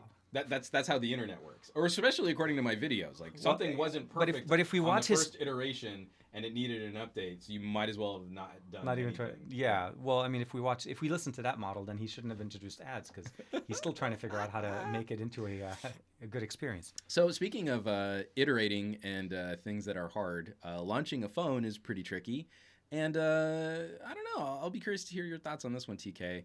LG G8 ThinQ to go on pre-order with its lowest flagship price yet. Wow. This is coming from zdnet.com. LG Electronics will begin pre-orders for the G8 smartphone in South Korea on Friday, the company announced. Pre-orders will run until Thursday, March 21st, with official sales kicking off Friday, March 22nd. Phone will have 128 gigabytes of storage, will be priced at 897,600 won, which is approximately $790, slightly lower than its predecessor, the G7 ThinQ's price tag of 898,700 won. So first of all, how is that their lowest flagship price yet? Because the G6 was lower, cheaper. And the G7, the G5, and the G4. Yeah, I think maybe they're just saying that's the lowest price since 24 months ago. They should have been not even 24. This is the lowest price since last year. Yeah, and it's not that much lower if you're chomping a couple of bucks off. And literally what, 100 won? Is that what we're looking at? The reality. It could be closer to like 900 won. Okay, that's still, but I mean, from a price point, I think so. LG's market share. It would be helpful for them not to increase their prices, especially on the G series. Totally. I think the V series, they have definitely a lot more, especially with the additional accessories that they showed off, and the 5G possibility on those variants. I think it's smart. I think it'll be, at least people will be able to look at it and say, look, it's a lot cheaper than what you can get right now from, let's say, a Galaxy S10 Plus, an S10, because even the S10 is $900. Well, that's like the consistent joke in the chat right now. So from Nick Bransford, 790 today, 500 in 2 weeks. From Waris Amir Mohammed. I mean, ouch, but I understand, and you're right, but ouch. What a bargain. Wait a couple weeks. That's now, so here's the thing, though. Samsung's getting all this credit. Their numbers are up like crazy. Oh, man, yeah. Their market share off of this launch is substantially higher than we were with the S9. Yep. But haven't we seen Samsung engaging in some of the most aggressive pricing strategies? 3 phones. They've got something that's more a traditional flagship phone price with the S10e. Yeah. And on top of that, like every carrier here launched with BOGOs, trade-in offers. Verizon, I saw that yesterday. Literally no one you is buy paying it, yeah, full price for you an buy S10. the S10, you get an S10e for free. I'm like, what? Who gets a $750 bonus gift for just buying? It's like when they were giving TVs last year with the Samsung phones. Remember last year's launch on the S9, S9 Plus? There was some combo, and I couldn't remember which carrier. You got a TV, a 40-inch Samsung TV, for free for buying a phone. Like, The numbers on that awesome me because like you almost want to say, well, then it probably wasn't a TV for free if they can build that into the profit margin on a phone. At the end of the day, you're right. I think Samsung definitely, when they go, especially, so their S line of devices is their, like the big money maker of the year. You start off That's the their year. bread and butter phone. Exactly. And adding that extra tier with the E, I think was genius because of the way they did it is they offered you an option that was around the price point of last year's S9 and S9 Plus. Plus gives you the option of, let's say, oh, you don't want that, you play a little bit more, you get the 10, you get the triple cameras. A little bit more, you can get the, the triple cameras and the dual cameras in the front. So I think LG has a few things with it, right? There's the new tech, the whole hand reading the hemoglobin thing kind of going on. It could be cool. It's basically LG's R&D testing things on us. I saw it and I thought it was definitely very interesting to show. It was hard to show during the event. We had one of our guys over at XDA that went there and checked it out. It's cool. There's no question about it. But I think it's also another trial and error thing. So we'll have to see how that goes. Pricing it at last year's flagship or last year's price will at least make people feel good that they're thinking about them. It's just the approach. It is definitely a new phone. It's an upgrade from what we had last year, and there's no reason to increase the price because not much really has changed other than it's an upgraded SoC. But for the most part, the form factor is. You say the upgraded SoC, hand gestures, so and that's 3 cameras. We finally the G7. Yeah, I was gonna say we finally. Oh, they did go OLED.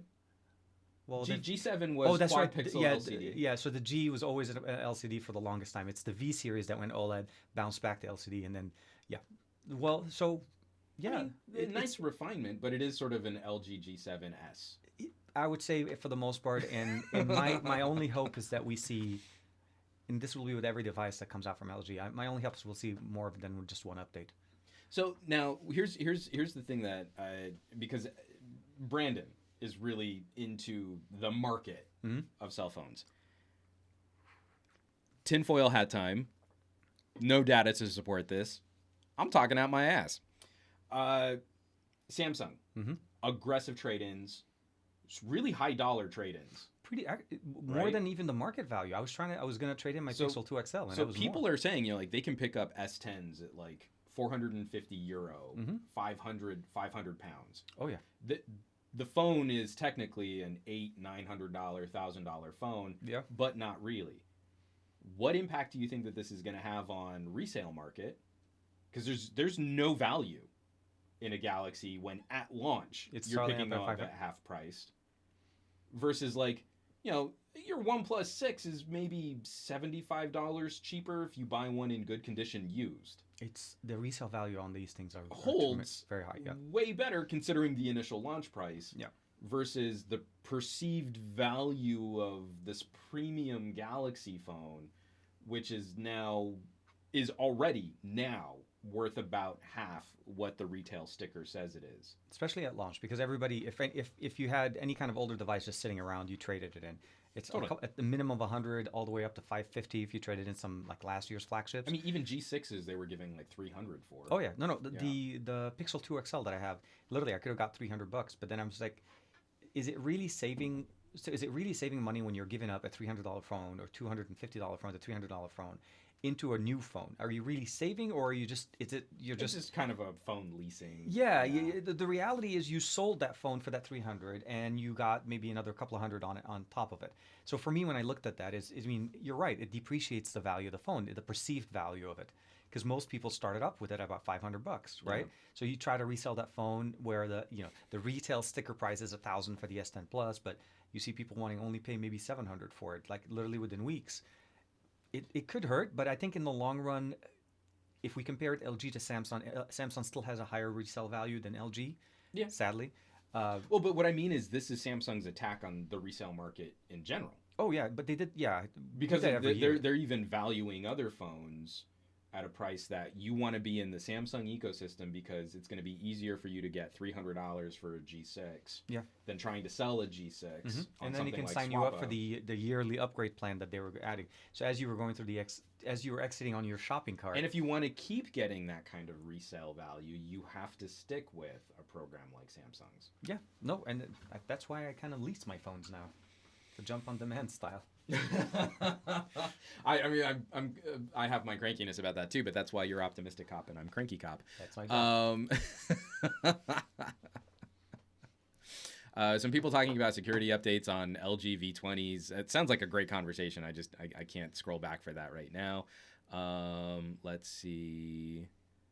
From Kimmy. Kimmy had a comment, but now the live chat is updating and I'm losing where I was before. Oh, yeah, from Kimmy. This is just how they keep you with Samsung and just trading them in. Total Tech, of course, linking Swappa. But, of course, this to me looks like an outright attack. Samsung trying to fight outlets like Swappa.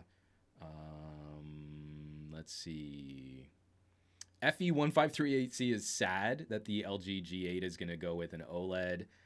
I liked that quad pixel LCD, but I totally get where there's that, you know, some people are fans of one kind of screen and others are fans of another.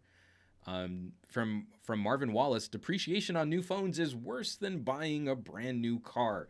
I was actually going to link this story. I can't remember who posted it, but they were saying, like, yeah, if you buy a Galaxy S10 and you were not savvy enough to get a deal on it, the phone's depreciation is something like 40% on the first day. It is. As soon as you take it out of that box. So, yeah, I would not be looking at anything mobile or gadgety as any kind of... long-term investment? As any type of... the value you get out of it is not what you'll be able to resell it for. Apple phones tend to stick better, and like you said, OnePlus devices tend to have definitely a better experience as far as resale. But the reality is, it's tech. You're right. You get a new gadget, everything else before that suddenly becomes cheaper. But it's hard. It's a hard punch when you're before you even got the box. You're already It's pretty rough. Depending on how you got it. Now, speaking of OnePlus, this one is just a quick little bit of comedy for me. I just think this is funny. It's adorable, but it's also kind of funny. OnePlus had a contest. This is coming from Android Police's write-up of the contest. OnePlus launches competition to design new Oxygen OS feature. Hold on, I'm gonna come out of screen share. I need you to remember that. New Oxygen OS feature. That's what the contest was for. This is adorable. I think this is the cutest thing ever. So they finally announced a winner, and the winner, I can't find what the name of the winner was. Hold on, where is it? From I'm going to butcher this name too. Leandro Tijink? I don't know how you pronounce that. Tijink. But Leandro built an entire web page to show off what he wanted to see in a future build of Oxygen OS. Now, he didn't really design a feature. He just redesigned all of Oxygen OS. Like literally every page, every column, every pop-up has what he would hope to see in a future build of Oxygen OS. But you notice what he did on the lock screen. Oh, but I mean, like... He brought back the always-on display. That's something that we've been missing on for That's something a we've while. been missing. Like the always-on display with notification on a OnePlus. But, also the multitasking view, which I think is very problematic in Pi. You're sharing your recent apps, the sort of side panel that every phone has that I always tend to disable.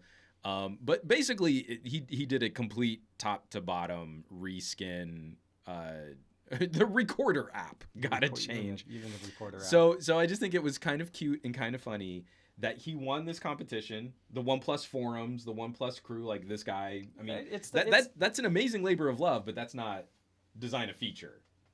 That's taking the word feature to the next level. But I think the reality is OnePlus Oxygen OS definitely is a very fast UI, but I think what he wanted is just definitely a more cohesive UI experience going through. And it's definitely a feature that they could implement. You never know. Android Q, from what I heard, was supposed to drop the beta at any time right now. Yeah, they're going through the bug listing. Yeah. So I am waiting. So I wouldn't be surprised if we see something like that, or even maybe give us the ability of theming, bring in theming options that are a little bit more robust, like Substratum or something like that into the system that could change things like that without even taking Oxygen OS, but making it, optimized. But to Could me, be it was interesting. sort of like Yeah. sidestepping the actual contest. Seth and Do you remember the Simpsons episode where it's Grimes? no, what? Okay. So Homer is like kind of annoying this coworker who's like pulled himself up from nothing, and he's like this middle management position. Of course, you go to like, and this is the photo. Homer's showing him like, I'm having lobster with my wife and my family, and here's the photo of me when I went into outer space and met 3 different presidents, and like, and so he starts freaking out. So he tries to sabotage Homer by tricking him into joining a design a nuclear facility contest. Oh, okay. But it's a contest for kids, and so it's just like. He doesn't really do the contest. He just shows up with like a paper mache model of the exact same nuclear facility that he works at. Oh, yeah. But I added these racing stripes. Like I think these fins are pretty keen. Oh, dude. And to me that's a little bit like way more ambitious. What this individual has done here. The one feature is a new UI. That's the new feature he wanted. A new top to bottom completely reskinned Oxygen. I like his options. They look very nice. It's great. And I like I said, always on display. He's ever so slightly telling them bring it back. I mean, I think they should. Okay. So we got a lot of people in the comments. I think it's time to talk about Nokia 9. I wanted to check out the device. Yeah, I've been here for this long, guys, and I haven't actually held the device. You should have said something. You could have been playing with it. I want to see how it feels in the hand. That's my main thing. Does it feel really nice in the hand? I don't know. Does it feel good in the hand? I mean, I've heard people say it, but I don't believe it. Is it like those phones that are made out of like used hypodermic needles collected off the Jersey Shore? Is it though? But is it like that, or does it feel good in the hand? Does it feel better? Let me see. Go ahead and play with it. So the reason why I wanted to bring this up is because apparently, and you can hopefully speak to this because this is coming out of the XDA forums. I will try. So I need you to represent everyone who posts on XDA. This came to me from a tweet. With that one, sorry. And he's out. I'm gonna zoom the camera back in on just my face. This was tweeted to me from at Pegerge, Pegerega, Pekka. By the way, we need to have an episode of you pronouncing people's names. Oh, God. I mean, like... It's just a whole episode of just pronunciations. I am literally the worst. This is coming from Pekka. The 5 12-megapixel cameras collect up to 10 times more light than a single smartphone camera color sensor. Seems like false marketing. Nokia 9 is greenish, grainier, darker than the iPhone XS. And then he links to a forum post on XDA developers where XDA commenters are digging into the Nokia 9. And they're showing off some sample photos against an iPhone XS Max. And so if we click on one of these photos here and my internet connection grinds to a halt, are you going to pull up the photos or not? Come on, XDA. Do me a solid. So this is one photo of just someone's dark living room. And then we close that. And let's see if we can get the Nokia. There's the Nokia photo. And look, it's greenish and terrible and it looks awful. And then there was another one too. Are those the only two? I thought there was another one. And so now there are these comments going throughout. Well, is this like false marketing? I want something like night sight. Does it have a night mode? Low light is rubbish. Trying to include raw capture. Here's another one with a cat. I don't have enough cats on my podcast because I'm deathly allergic to cats. And then here's the one from the Nokia. And oh, look, it's greenish and terrible. And it looks like a flash went off. Like if you're throwing the flash, then... So here's the thing that's kind of tricky. And why I've been so sensitive. Oh, here, and 2 more with flash off. It's darker on the Nokia. Let me get out of screen share here. Oh, and with the super chat, we've got Ruari. I'm so sorry, Ruari. Does it feel like a sexy Mars bar? It feels sexier than a Mars bar in the hand. That's for darn sure. So, first of all, you're holding the phone now. I like it. It's pretty like normal, right? It's nothing. I'm not going to say anything So when you're holding it, if you're making a call, obviously people are going to see the camera lenses, and obviously you're like, it looks great. Well, especially because I have this terrible, I cannot recommend it bug eye case. Oh man, that's so. Well, it just feel the case because the face is the case I got is super gross. Oh man, It's like I don't think it'll protect at all in a drop. It was the first one I could find that would actually ship to me that had a kickstand. it had a kickstand. And I popped the kickstand out. Hold on, let me see how it looks like. Because I've seen you. Oh man. Isn't that gross? Yeah. It almost looks like a disease. That looks like a spider waiting to jump at you. Oh, see, I went to it looks like an infection with like pustules or something coming off the back of your phone. Happy Monday, guys. Happy Monday. No, you know what? But the front face is what I like, is because it looks like the flat. love child. I like that. So it's definitely, it has the curvature in the back, that's something I didn't realize from before. It's fine. It feels regular. I mean, honestly, it's when you fire it up and you start looking at the cameras, that's really where the magic happens. But yeah, it's nothing too like, oh my god kind of thing. The thing I like about the front is that they didn't follow the notch like they did on their mid-rangers. Yeah. And it's like the love child of like an Honor and an LG G6. It does have a little bit of an LG feeling to it, yeah. A little bit, right? A little bit, yeah. Overall, Like it's a clean phone. It's a clean phone. It's good. I mean, honestly, for the price point, it's great. Especially if you're able to. If you grabbed it on that deal. I was gonna say because this sold out like everywhere. I have a harder time with this phone at $700. Yeah. I just wish it had. Oh man, it does have. I think this is a super too. exciting competitor against an entry level OnePlus. You know, in that $600 price territory. How's the fingerprint sensor on it? Garbage. Okay.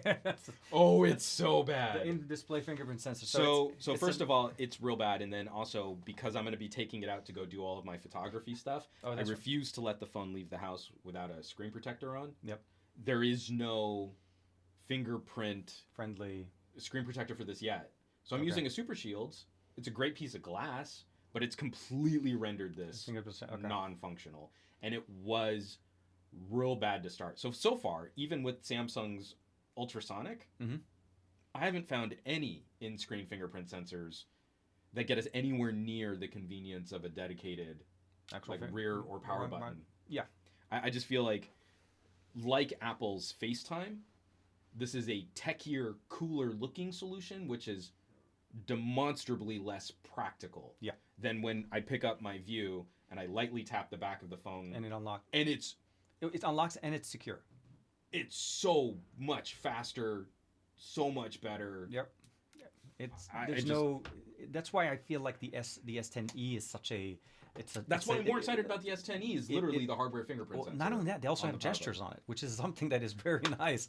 They bring in gestures on fingerprint sensors. We need because Huawei started doing that first, right? They used to have it with the X line series. Yeah, so the 6X, the 5X, and the 7X had the fingerprint sensor. That is you so just much swipe better. down and you bring down the notification panel because your finger naturally rests there, right? So for me, just to have that on the 10e, even with the 5.8-inch display, I definitely think the E has a bigger market share, and a lot of people not realizing it because they automatically want. I mean, I'm not going to deny I went for the 10 Plus, and I would have gone for the 10 Plus, but once I got the E, nerd.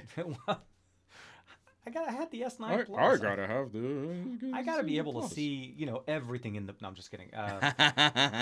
It's definitely the additional RAM and definitely the additional battery. That's my only gripe about it is it starts off with a 3100 milliamp battery as opposed to the 4100 that we get with the S10 Plus. It's almost like you could have gone a little bit more than 31. At least 35.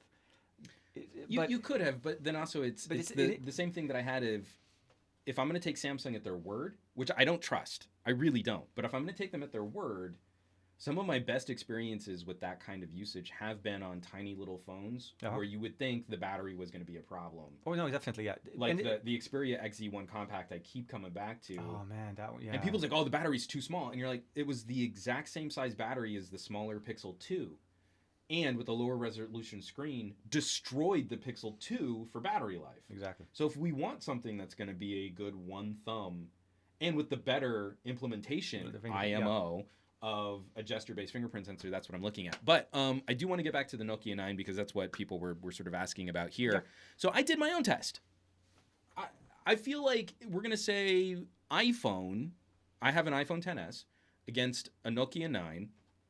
we are talking about two radically different kinds of photography and photo processing. So first of all, what we need to completely separate from the equation is the iPhone now produces images very similarly to a pixel in auto mode. There is no push button get one image out of an iPhone. And even when you go to manually disable, like you have to go into settings, go into the camera settings, turn on the toggle to allow you to disable auto HDR, all of your shots are still... Do you want to stand for that?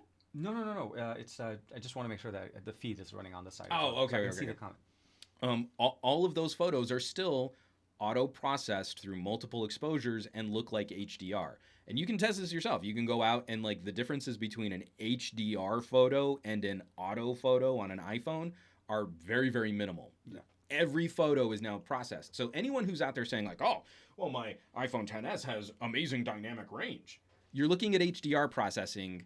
That's not dynamic range. That's not what the sensor is really capable of producing. And we can show you that. So I turned off all the lights last night and darkened everything out and was only illuminated by my terrible, crappy Sylvania TV where the power button doesn't work. And if I pull this up here, raw to raw, this is what the raw photo looks like if you can pull a raw off of an iPhone. So that's grainy and bright, but you know, that's actually not a bad base to work with.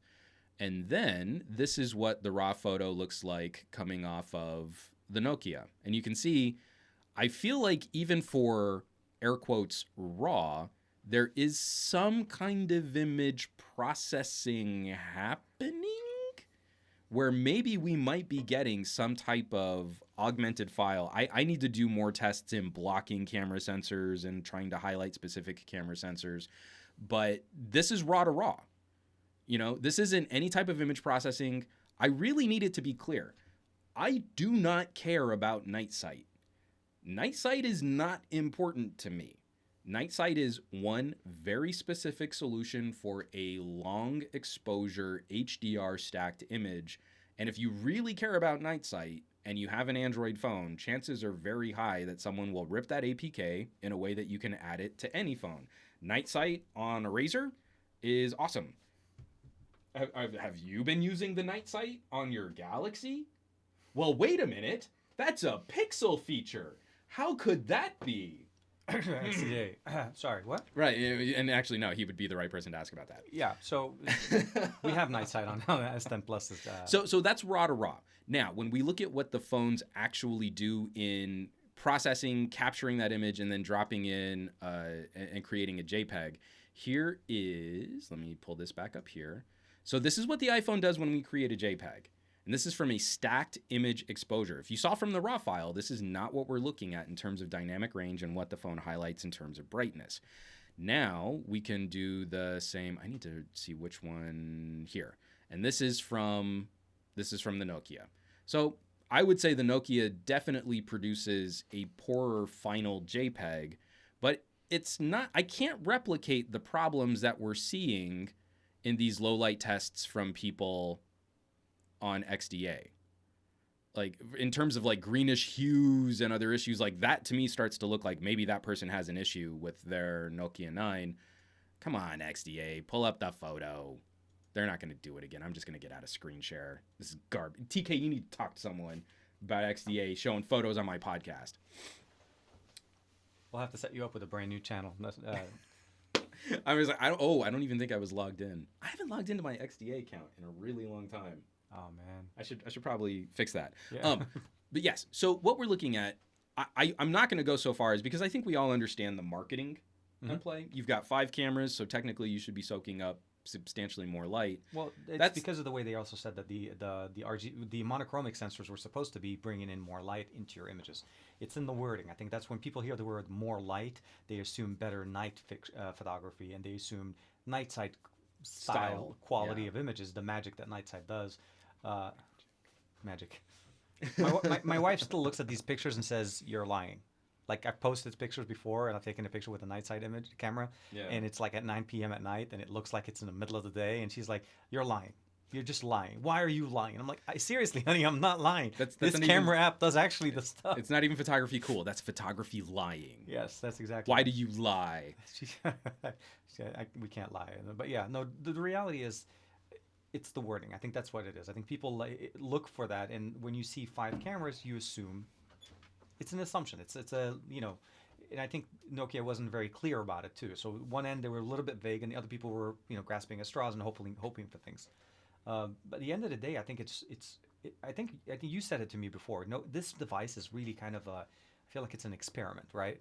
And it truly is. It's trying to provide something that no other device has that on the market, and it's really trying to push that. So it needs time. It needs some updates. I think that's one of the other things I hope we do get with this, especially since it's an Android 1 implementation, Right. that we do get more updates and we do get improvements on the processing and, you know, the overall and experience. I got a message directly from one of Nokia's like chief executive officers, Cool. officers, not CEO, but chief officers. I forget who. I'm saying like, oh, we got this major camera update coming out, so you know, just heads up for your reviews. And then we got an update, but it didn't really do anything. Like nothing really seemed to be any different or change on the Nokia. But to your point there, and I think it's one of the things, like, I'm not trying to gloss over what I think are some issues with the phone and some compromises on a very early build of software for something we've never seen before on a phone. I feel like it's fair to give a company like HMD Nokia a little leash, a little understanding as we wait to see, will they really address some of these concerns? Will they really push out some of these software updates? But when you start talking about things like 10 times more light, the benefit of that is image processing under most photography shooting conditions. And what this phone is trying to accomplish is a very unique approach to a photographic effect for a phone. And that's going to be divisive because it's not trying to be an all-rounder, lowest common denominator, push button, get juicy colors type of photo. That's never been Nokia's bag. That's never been Leica's bag. And every time they've done something like that, I think it's actually been worse for the platform. Like during the Lumia 950 days, you had that auto awesome processing on everything, and everything came out sort of puke orange. It was so warm and juicy unicorn barf? and saturated. Unicorn barf, exactly. To quote. I mean, if you're gonna quote me to me, I'm gonna be quote fine the with guy that. himself. Why not? On his show. But being prior to that, especially in like the Lumia 930 era and the 1520 era, I thought we had a better balance between exposure, accuracy, and producing a lively and interesting image. So when we look at the Nokia 9, the main focus of this experiment, what you are supposed to care about, is the combination of raw capture and depth information stapled to every photo. That's what the phone is presenting. That's the claim they're making. That's what's going to change photography more than stacked raw HDR processing for low light photos. That's not to say that the phone shouldn't be able to do that with 5 cameras. I agree. I think you should be able to have some kind of low light mode that makes sense for that. But this is a continuation of the Huawei Leica experiment. And those were some of my favorite cameras. I still love the photo IQ that you get off of Mate 9s. I still think that's probably the best look we've seen from Huawei cameras of late, even with these crazy super large image sensors. I want that crunchy, darker, high contrast, edgy look. I think those photos are more interesting than just everything is colorful, which means nothing is colorful. So when we're looking at this, again, I'm not trying to excuse that, but if you're looking at a phone for night sight, get a night sight APK or get a phone that supports a night sight APK or get a Pixel. There is literally nothing that is trying to mimic the more realistic photo fall off that you get with a true depth sensing image sensor and giving you different layers of depth effect. And you can try that out on your own phone right now. If you go to SomeGadgetGuy.com, I have a post where you can download the full JPEG. Go to the link. Don't just click on the image that I have in the blog post, but right click on the link, download that. And so far I've tried it on a Razr, a OnePlus 6, I think it worked on the View 20. It worked on my V30. If you open that in Google Photos, you should be able to see how this is processing depth information better. So I hope at some point we get a pixel camera APK that works on a Nokia 9, but there will be no amount of software that can give you the hardware advantage of that depth sensor on a Pixel 3. Like, you're going to have to add the hardware to get something like that. No, I agree. And it's going to be a while before we're able to get a Google camera, a Gcam APK that works with 5 sensors, especially when it's just basically one device. I think it'll be tricky because you look at a comparison between the Nokia 9 and an iPhone. Mm-hmm. And what the iPhone is doing is it's stacking multiple exposures from a larger image sensor. No, definitely. So if you were capturing, I don't know what the burst is, if it's 3 to 5, something like that, as to how the iPhone captures. If you're trying to work that against what the Nokia is doing, I understand why there's a deficit in just sort of a straight, kind of comparison.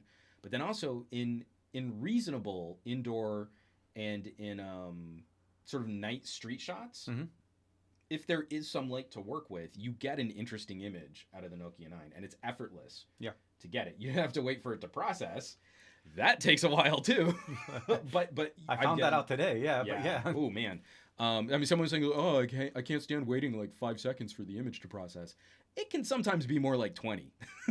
Depending on how much it has to process. Oh, baby, this is a slow phone for that image to finish. I love that you can just pop. You can go pop, pop, pop, pop, pop. You can capture as many shots as you want, but in the background, just know each one of those is going to be a while, especially if you're like me. I capture depth and I capture raw on mm-hmm. every single photo I take. Oh, yeah. So it takes a while, and it chews through storage pretty quick. You got to let me know when I can start playing with it. Oh, no, definitely. So we're thinking about doing another challenge where I think we should do a swap between... Because I really want to go hands-on with the S10e. It just hasn't been high on my priority list. And we could do a trade. I don't see a reason why not. I mean, I would love to be able to play with it. So let me say, I tried picking it up on the first day, and there was just nowhere. There was only like one place that was like 300 miles away. No, it was at the edge of the 250 mile radius that the search functionality at the Best Buy. You're just gonna airdrop website. In. It was basically said, you want to drive 250 miles to pick up a phone and save $100? I'm like, it's okay. But I'd love to be able $90 in gas. I was going to say you're offset at the $100. But I think it'd be a good opportunity because we haven't done a swap since the last time we did it was with the Mate 20 Pro. The Mate 20, not the Mate 20, the P20 Pro, sorry. Yeah. The P20 Pro and with the G7. Oh man, that was so we're due. We are definitely due. Yeah, way about a year later. And then we'll be able to go to the zoo again. But yeah, no, I think it's a good opportunity. Zoo field trip. We should totally do that. Totally. And actually Sherrill's like, yes, another phone swap challenge. So yeah, let me spend just a little bit more time kind of working through the Nokia 9. And I know you need to kind of wrap up your coverage on I S10s, need to, that's true, S10s. Because while I was talking to you guys, the S10 actually got dropped. So I got to go home and work on that part. But I think within a week I should be able to finish up my comparisons between all the 10s, the 10 Plus, the 10, and the 10e. And then I think it's a good opportunity because the 10e is my T-Mobile unit, so we can definitely swap there. Oh, well, okay. No, that would be perfect. Because the other ones are units that I'm returning. I really don't care about a zoom sensor. I think sensors are kind of garbage. No, so the reality, you're right. I'm very happy with the fact that they decided to go. They went with the wide and the regular. They didn't go with the zoom because I was like, basically, man, please. Samsung is validating every opinion I've ever had because I've been right for years, and no one wanted to hear it. So that's how it goes. Way to make it look. Way to make us look bad. Okay, buddy. I feel like people won't know how cool I am unless I tell them that you are over and over how and cool over I am. How cool you are. No, but I think it's a good opportunity to do basically a comparison. Obviously, we're not doing number of sensors comparison, but just true usability. How does this how does the device work day to day, and would you at the end of the day switch or stick with it? Kind of like what we did last time. I think it's a good opportunity. I think we're gonna make this happen. Just a lot of comments about some of the different camera apps. What is the point of view POV of the Nokia camera? It looks a bit more narrow than the iPhone. It is. It's I want to say it's a 27-ish millimeter equivalency. let's see. Gcam mod doesn't work on the Exynos No, so if you S9s. notice, I didn't mention which one. Abraham, I'm Yeah, so sorry. so the Snapdragon obviously is the first one since that's the most of the ones that we have here in the U.S. But I wouldn't be surprised the Exynos would be soon. From RahRah85, I'd rather have proper longer exposures. I mean, again, I think all of these issues are solved if you take that little bit of care in your photography. I mean, obviously, night sight is so fun because it's sort of a, in the phone, does a reasonable job of kind of minimizing your handshake, and it's fun. But then if you can eliminate shake and prop up a phone on a tripod, you're always gonna win. Ooh, that was a nice one. Will we ever have a Note 10e? That would be a conversation. I don't want a Note 10e. I want a Note 10 Active. Oh, back. I want a monster brick. That will be a monster Note brick. 10 Active 5G. $3,000 phone. And it will be like a brick. It will literally be the brick. It would be It a would be brick. made out They of come over, cinder they hand block. them a brick. The Note 5G. And then they make me hold it, and then they push me off the edge of a boat, and then I have to swim back to shore. It's like, but I can't keep the phone. A number of people talking about this story on a Reddit AMA. Someone at Sony sort of admitted that they didn't put the best camera software into their phones because they were worried about it eating into camera sales. Oh, that's... Again, sort of like they didn't like confirm it, but there were just like comments that kind of pointed to and illustrated like, well, yeah, I mean, we've got these cameras, and you should still buy the cameras. This is where we make our money. Right? It's not we don't make money by putting our sensors in our devices. We make money by putting our sensors in other people's devices. Rob Fisher, 4K video with no stabilization is a worry, but the HDR... Oh, man, the live chat just bounces way too fast.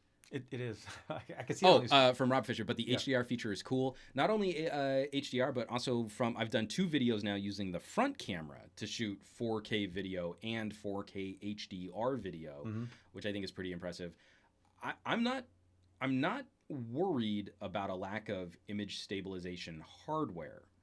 I am worried that Nokia will ever give us software image stabilization. Oh, okay. And if they don't, the bummer is you have to go through Google Photos, or now actually you can do Power Director has a plugin in the app. In the app to be able to actually to not only stabilize. give you stabilization, but it allows you to control the crop. Oh, nice. So if you want just we never a had the little control smoothing, before. Yeah, usually it just auto crops. You can scooch it in a little and it'll still be kind of shaky, but if you really want to try and ratchet it down, you can zoom in a lot. Okay. So some solutions like that could totally work. It's just the bummer of you have to run it through something when the camera app should do that for you. We should be able to, especially with the with an 845. Yeah, I was going to say, this isn't necessarily like, the 810 or the 820. We're talking 845. This is seriously, there are still 20 devices other than obviously this one that are coming out in 2019 that are still running the 845. Totally. Nothing's wrong with it. It's a good chipset. Oh, and a couple of people mentioning like Steve DeRoche. But if you want to get better at photography, just buy this book from some random dude. Take Better Photos, Smartphone Photography for Noobs. Available in the links in the description below. I wonder who wrote that book. He was probably a really smart dude. And Aditya Anil, here for all those looking to get into smartphone photography. So I broke this on someone else's podcast. Now I can't remember whose show I was on. I have finally finished the revisions for 2019. Nice. So that's been uploaded to Amazon. If you have a copy of my book, hopefully in the next day or 2, there will be an update and a refresh to the book. Just cleaning up some of the chapters on things like multiple camera sensors, updating some of that information for some of the changes we saw over last year. And then I added a couple extra exercises at the end of the book, things that can help you refine your skills. And I added an extra essay just talking about low light photography and these differences between a night mode, HDR mode, and what just a normal exposure should look like. So your RAW photo, you pull a RAW off an iPhone at night, it's gonna look like garbage. There's a reason why the auto mode looks good. It's because there's a heavy amount of processing and multiple exposures. If you haven't picked up a copy of my book, wait a couple days, and then you should have the updated version of my tome kicking in. It's been growing. It used to be like 150 pages. Now it's like 240. No, it's definitely welcome. And I'm happy that we're seeing a revision. Nice. I thought you were going to drop like I have a sequel. Oh, no. I was like... No, so I mean, like, I'm really using this as the platform. And then also, like, one, if you buy the book, then I try to keep to a yearly update schedule, so I don't have to worry about selling you something new. And then it's just sort of an ongoing conversation. That's nice. And I like the feedback I get from it. But then if you haven't bought the book, just know, like, it stays somewhat relevant, and you don't have to worry about me like, oh, I'm going to stop with this book now and write something totally different. And that's what you need to buy next. It's been 2 years now. This book support actually kind of expired, and you need to buy version 2.0 of the book. Yeah, I'm not trying to like be a college professor. Here's the new edition of my textbook. Like one page changes. And you'll sell it back to me, and it's yeah, exactly. Some other from Rob Fisher. Good point. Image stabilization in post, but you're not wrong, Rob. There's no reason why this hardware shouldn't be able to give us some kind of activatable. So I got one of the Arnov Google camera APKs launched. Mm-hmm. And I got one photo out of it, and then the whole thing crashed on the Nokia 9. So it's pretty close. Okay, and you were able to get that picture, right? I got one photo out of it. So the question, though, is did it use more than one sensor, or was it just using the center sensor? I think it's just using the center sensor. Yeah, because I don't think it knows to recognize the additional sensor. But for video... Oh, that's right, for video. If it can tap into the phone's gyro and give us that video, then the Pixel Camera APK would be way more useful for me, just for... video stabilization, because that's also the situation you have with open camera. There's quite a few ones for the 845, so it's not like it's not available. The 845 does have a few. I just have to go through. You have to go through and play and find which one. Yeah, and different versions. But open camera works. So when I did the front-facing video at Newegg, which is really dark, but I'm shooting off of a front-facing camera without any lights on. Oh yeah, I saw that one. Yeah. The reason why I went open camera is because it gives you USB audio. Oh, that's right.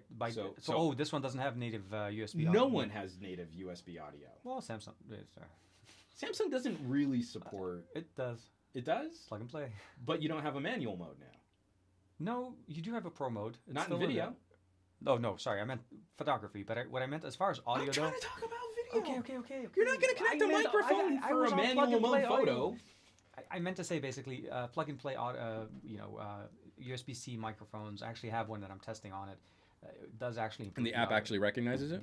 Not only does it recognize it, but the only thing that bugs me, it no longer tells you that it's recording audio from an external source. Yeah, it used to, and that was the easy one. But if you plug in the headphone jack, it says it. Yeah. If you use the USB-C, it ignores it, but it still does use it. The criminal omission is still LG. To give me that amazing granular audio control with levels and a VU and a low cut filter and a limiter, and then not support USB audio in is just criminal. I want that so bad. But again, for that Nokia video I had... Did you test it on the V40? Yeah. V40 is only USB 2 also. It's got basic OTG support. Okay, so the mic that I have, I want to say... I'm doubting myself, but I want to say I tested it on the V40 before I got the... Because I tried it with the Samsung, and that's what I care about, is having that ability to punch in basically a USB audio mixer. Yeah, well... And which I can do on open camera. I can open camera doesn't have an issue with that. Because I'm about to turn in my V40 back to T-Mobile, because I just got the 10e. I mean, I'll try it again, too, on mine. Well, no, but the reason why I'm mentioning this is because you're a few updates behind. I'm actually 2 updates ahead of you. Oh, yeah. So the T-Mobile version of the V40 is receiving updates, and I know, and you mentioned this before, but your V40 is behind on updates, and I have a feeling they may have fixed that issue, but I need to double check it, because I tested it on my V40, and I need to test it one more time before I return it back to the store, because I would greatly appreciate that. Yeah. That would be awesome. Ceramic microphone that I have. I like USB-C audio, especially when I'm able to just plug it in and just use my phone whenever I'm out. Oh, do we have Enabong in the live chat too? Is he kicking in here? Is he in there? No, is he? I've seen him in my comments on some of my videos, dude. I was like getting starstruck. I know. He was like, hey. He was just jumping in to say hey. Because he's a good dude. If Enabong is watching, I think we should be doing some type of new semi-regular show or chat or podcast again. I think that would be neat. Dude. I would definitely... Having Esteban on the show next Monday would be such a good thing. Maybe we could make that happen. Just sort of remote him in. Have to figure that part. So we'll have to see. It was expensive to fly me in, dude, just to let you know. Yeah, it was like tens of dollars to get TK here. Tens of His dollars. rider is ridiculous. I was like, no green M&Ms, but those are the good ones. Why single out all M&Ms are delicious? They are, but you keep the green ones for St. Patty's Day, you hide those for later, man. Enabong is in the live chat. Hey, what's up, bored at work? Hey. So Enabong offline. I'm not flying you in, but if you're around next Monday morning, maybe we could chat about continuing having guests on the podcast, and I think that would be fun to chat some news. Folks, that's the bulk of it. I know I kind of danced around some of the Nokia stuff, but again, when people are out there saying like, "Oh, is this like false advertising?" We've got to take all advertising with a grain of salt, and it's just sort of having an understanding of what it is that's really happening. I get very frustrated when someone's sort of celebrating, something like a night sight, and the dynamic range, when that's not what we really mean from a photography sense when we talk about something like dynamic range. When you compare there's a reason why a full frame camera sensor isn't employing these types of image processing tricks that we see on a phone. They'd be totally capable of doing that. Mm-hmm. I mean, there's nothing holding like a Sony A series back from playing some of these HDR style image processing tricks if you wanted to go green box mode. But there's an expectation that the person who's holding and using that camera is looking for something different than just what was a fun snapshot to put on Instagram, and they're investing in a camera system to do that. Exactly. I don't think that gives Nokia a pass. I feel like there is definitely room for improvement here, and hopefully some kind of additional sort of attention paid to this system. Otherwise, it does become just that gimmick of an experiment. But the main focus, and I cannot express this enough, every manufacturer makes a claim, and every camera system has a different feel. So there is no such thing as a best camera. But the focus of the Nokia is probably going to seem a bit obtuse. You have to care about things like a very edgy Leica style of processing from those 5 camera sensors. That's what it's doing with light, is it probably is acquiring 10 times the amount of light as a similar single camera sensor. But it's not just dumping it. It's really trying to sculpt what light is affecting what piece of your frame based on that depth mapping information. That's the thing. If you don't care about software and artificial blur and bokeh and that type of photographic quality, right off the bat, Nokia 9 should not be on your list of phones to consider. Walk away. and to help support that, you should definitely try out the JPEG file, the file that you have linked. Download it, load it up into your Google Photos, and see the options, see the different functionalities that you have. Because that's the closest thing you can get to actually taking a picture on that phone, is to be able to get that image itself, put it into Google Photos, and see how it gives you all of the other things that you normally don't even see in a normal image. Totally. So it's a good example. Make sure you check that out. Because every phone is now trying some flavor of this. There is some basic level of depth mapping from a pixel on a single sensor. They're trying the best that they can with a single sensor. iPhone does a reasonably good job too. But I think for average usage, maybe, but in that bokeh mode. Yeah, because the reality of the matter is everybody wants bokeh now, so you're having bokeh. Yeah, and it's not bokeh. I was about to say that. That is mouth in Spanish. Bokeh is a Japanese word. Don't say bokeh unless you're going to Boca Raton. If you are, then you say bokeh. And then you would say bokeh. I want it in my bokeh. This show is going in different completely directions off the rails. I am so sorry, guys. I didn't mean to. But that's probably as good a place as any to wrap this up. I'm Sherelle. Thank you, Juan.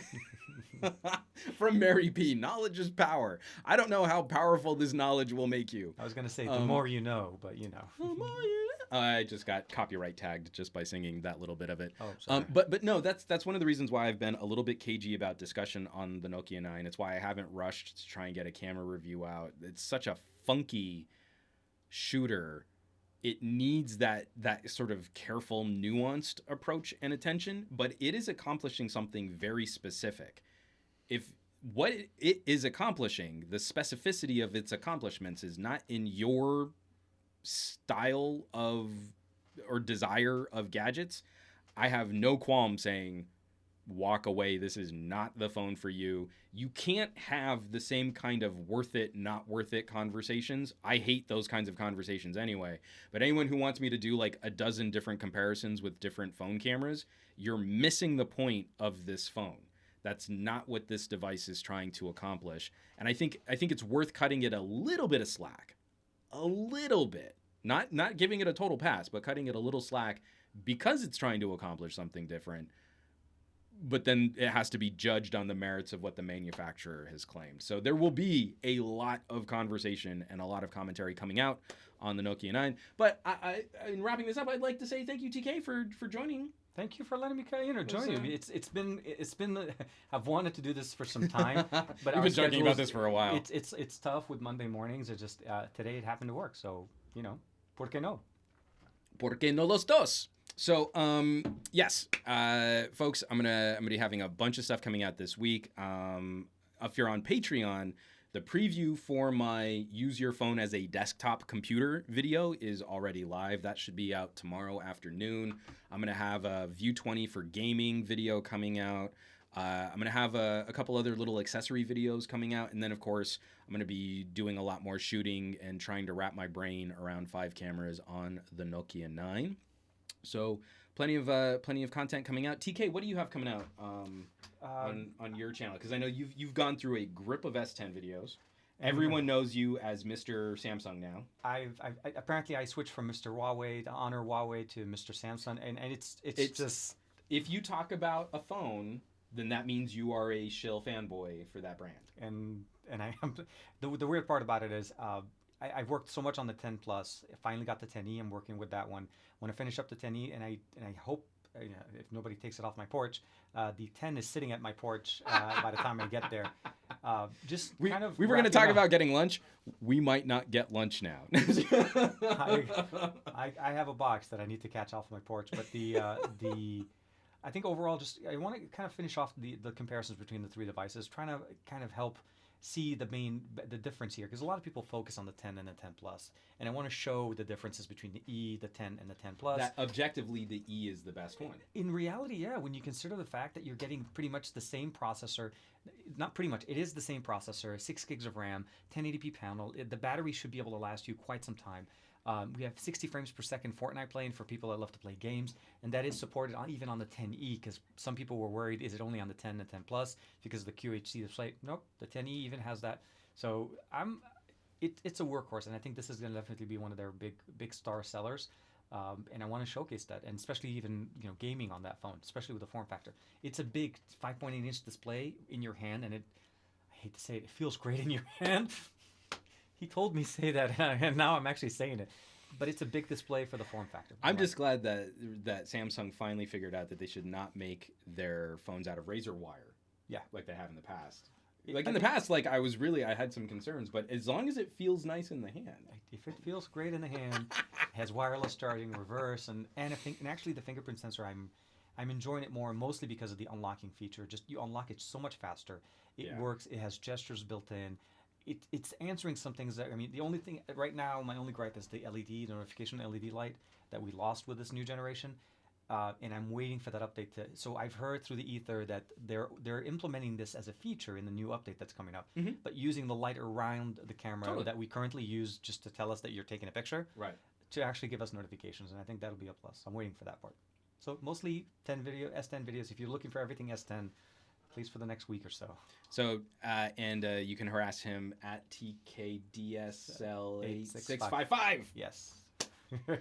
I'll link it. But if you search for TK, and they know me. Come on. You search for Juan's Bay, TK Bay.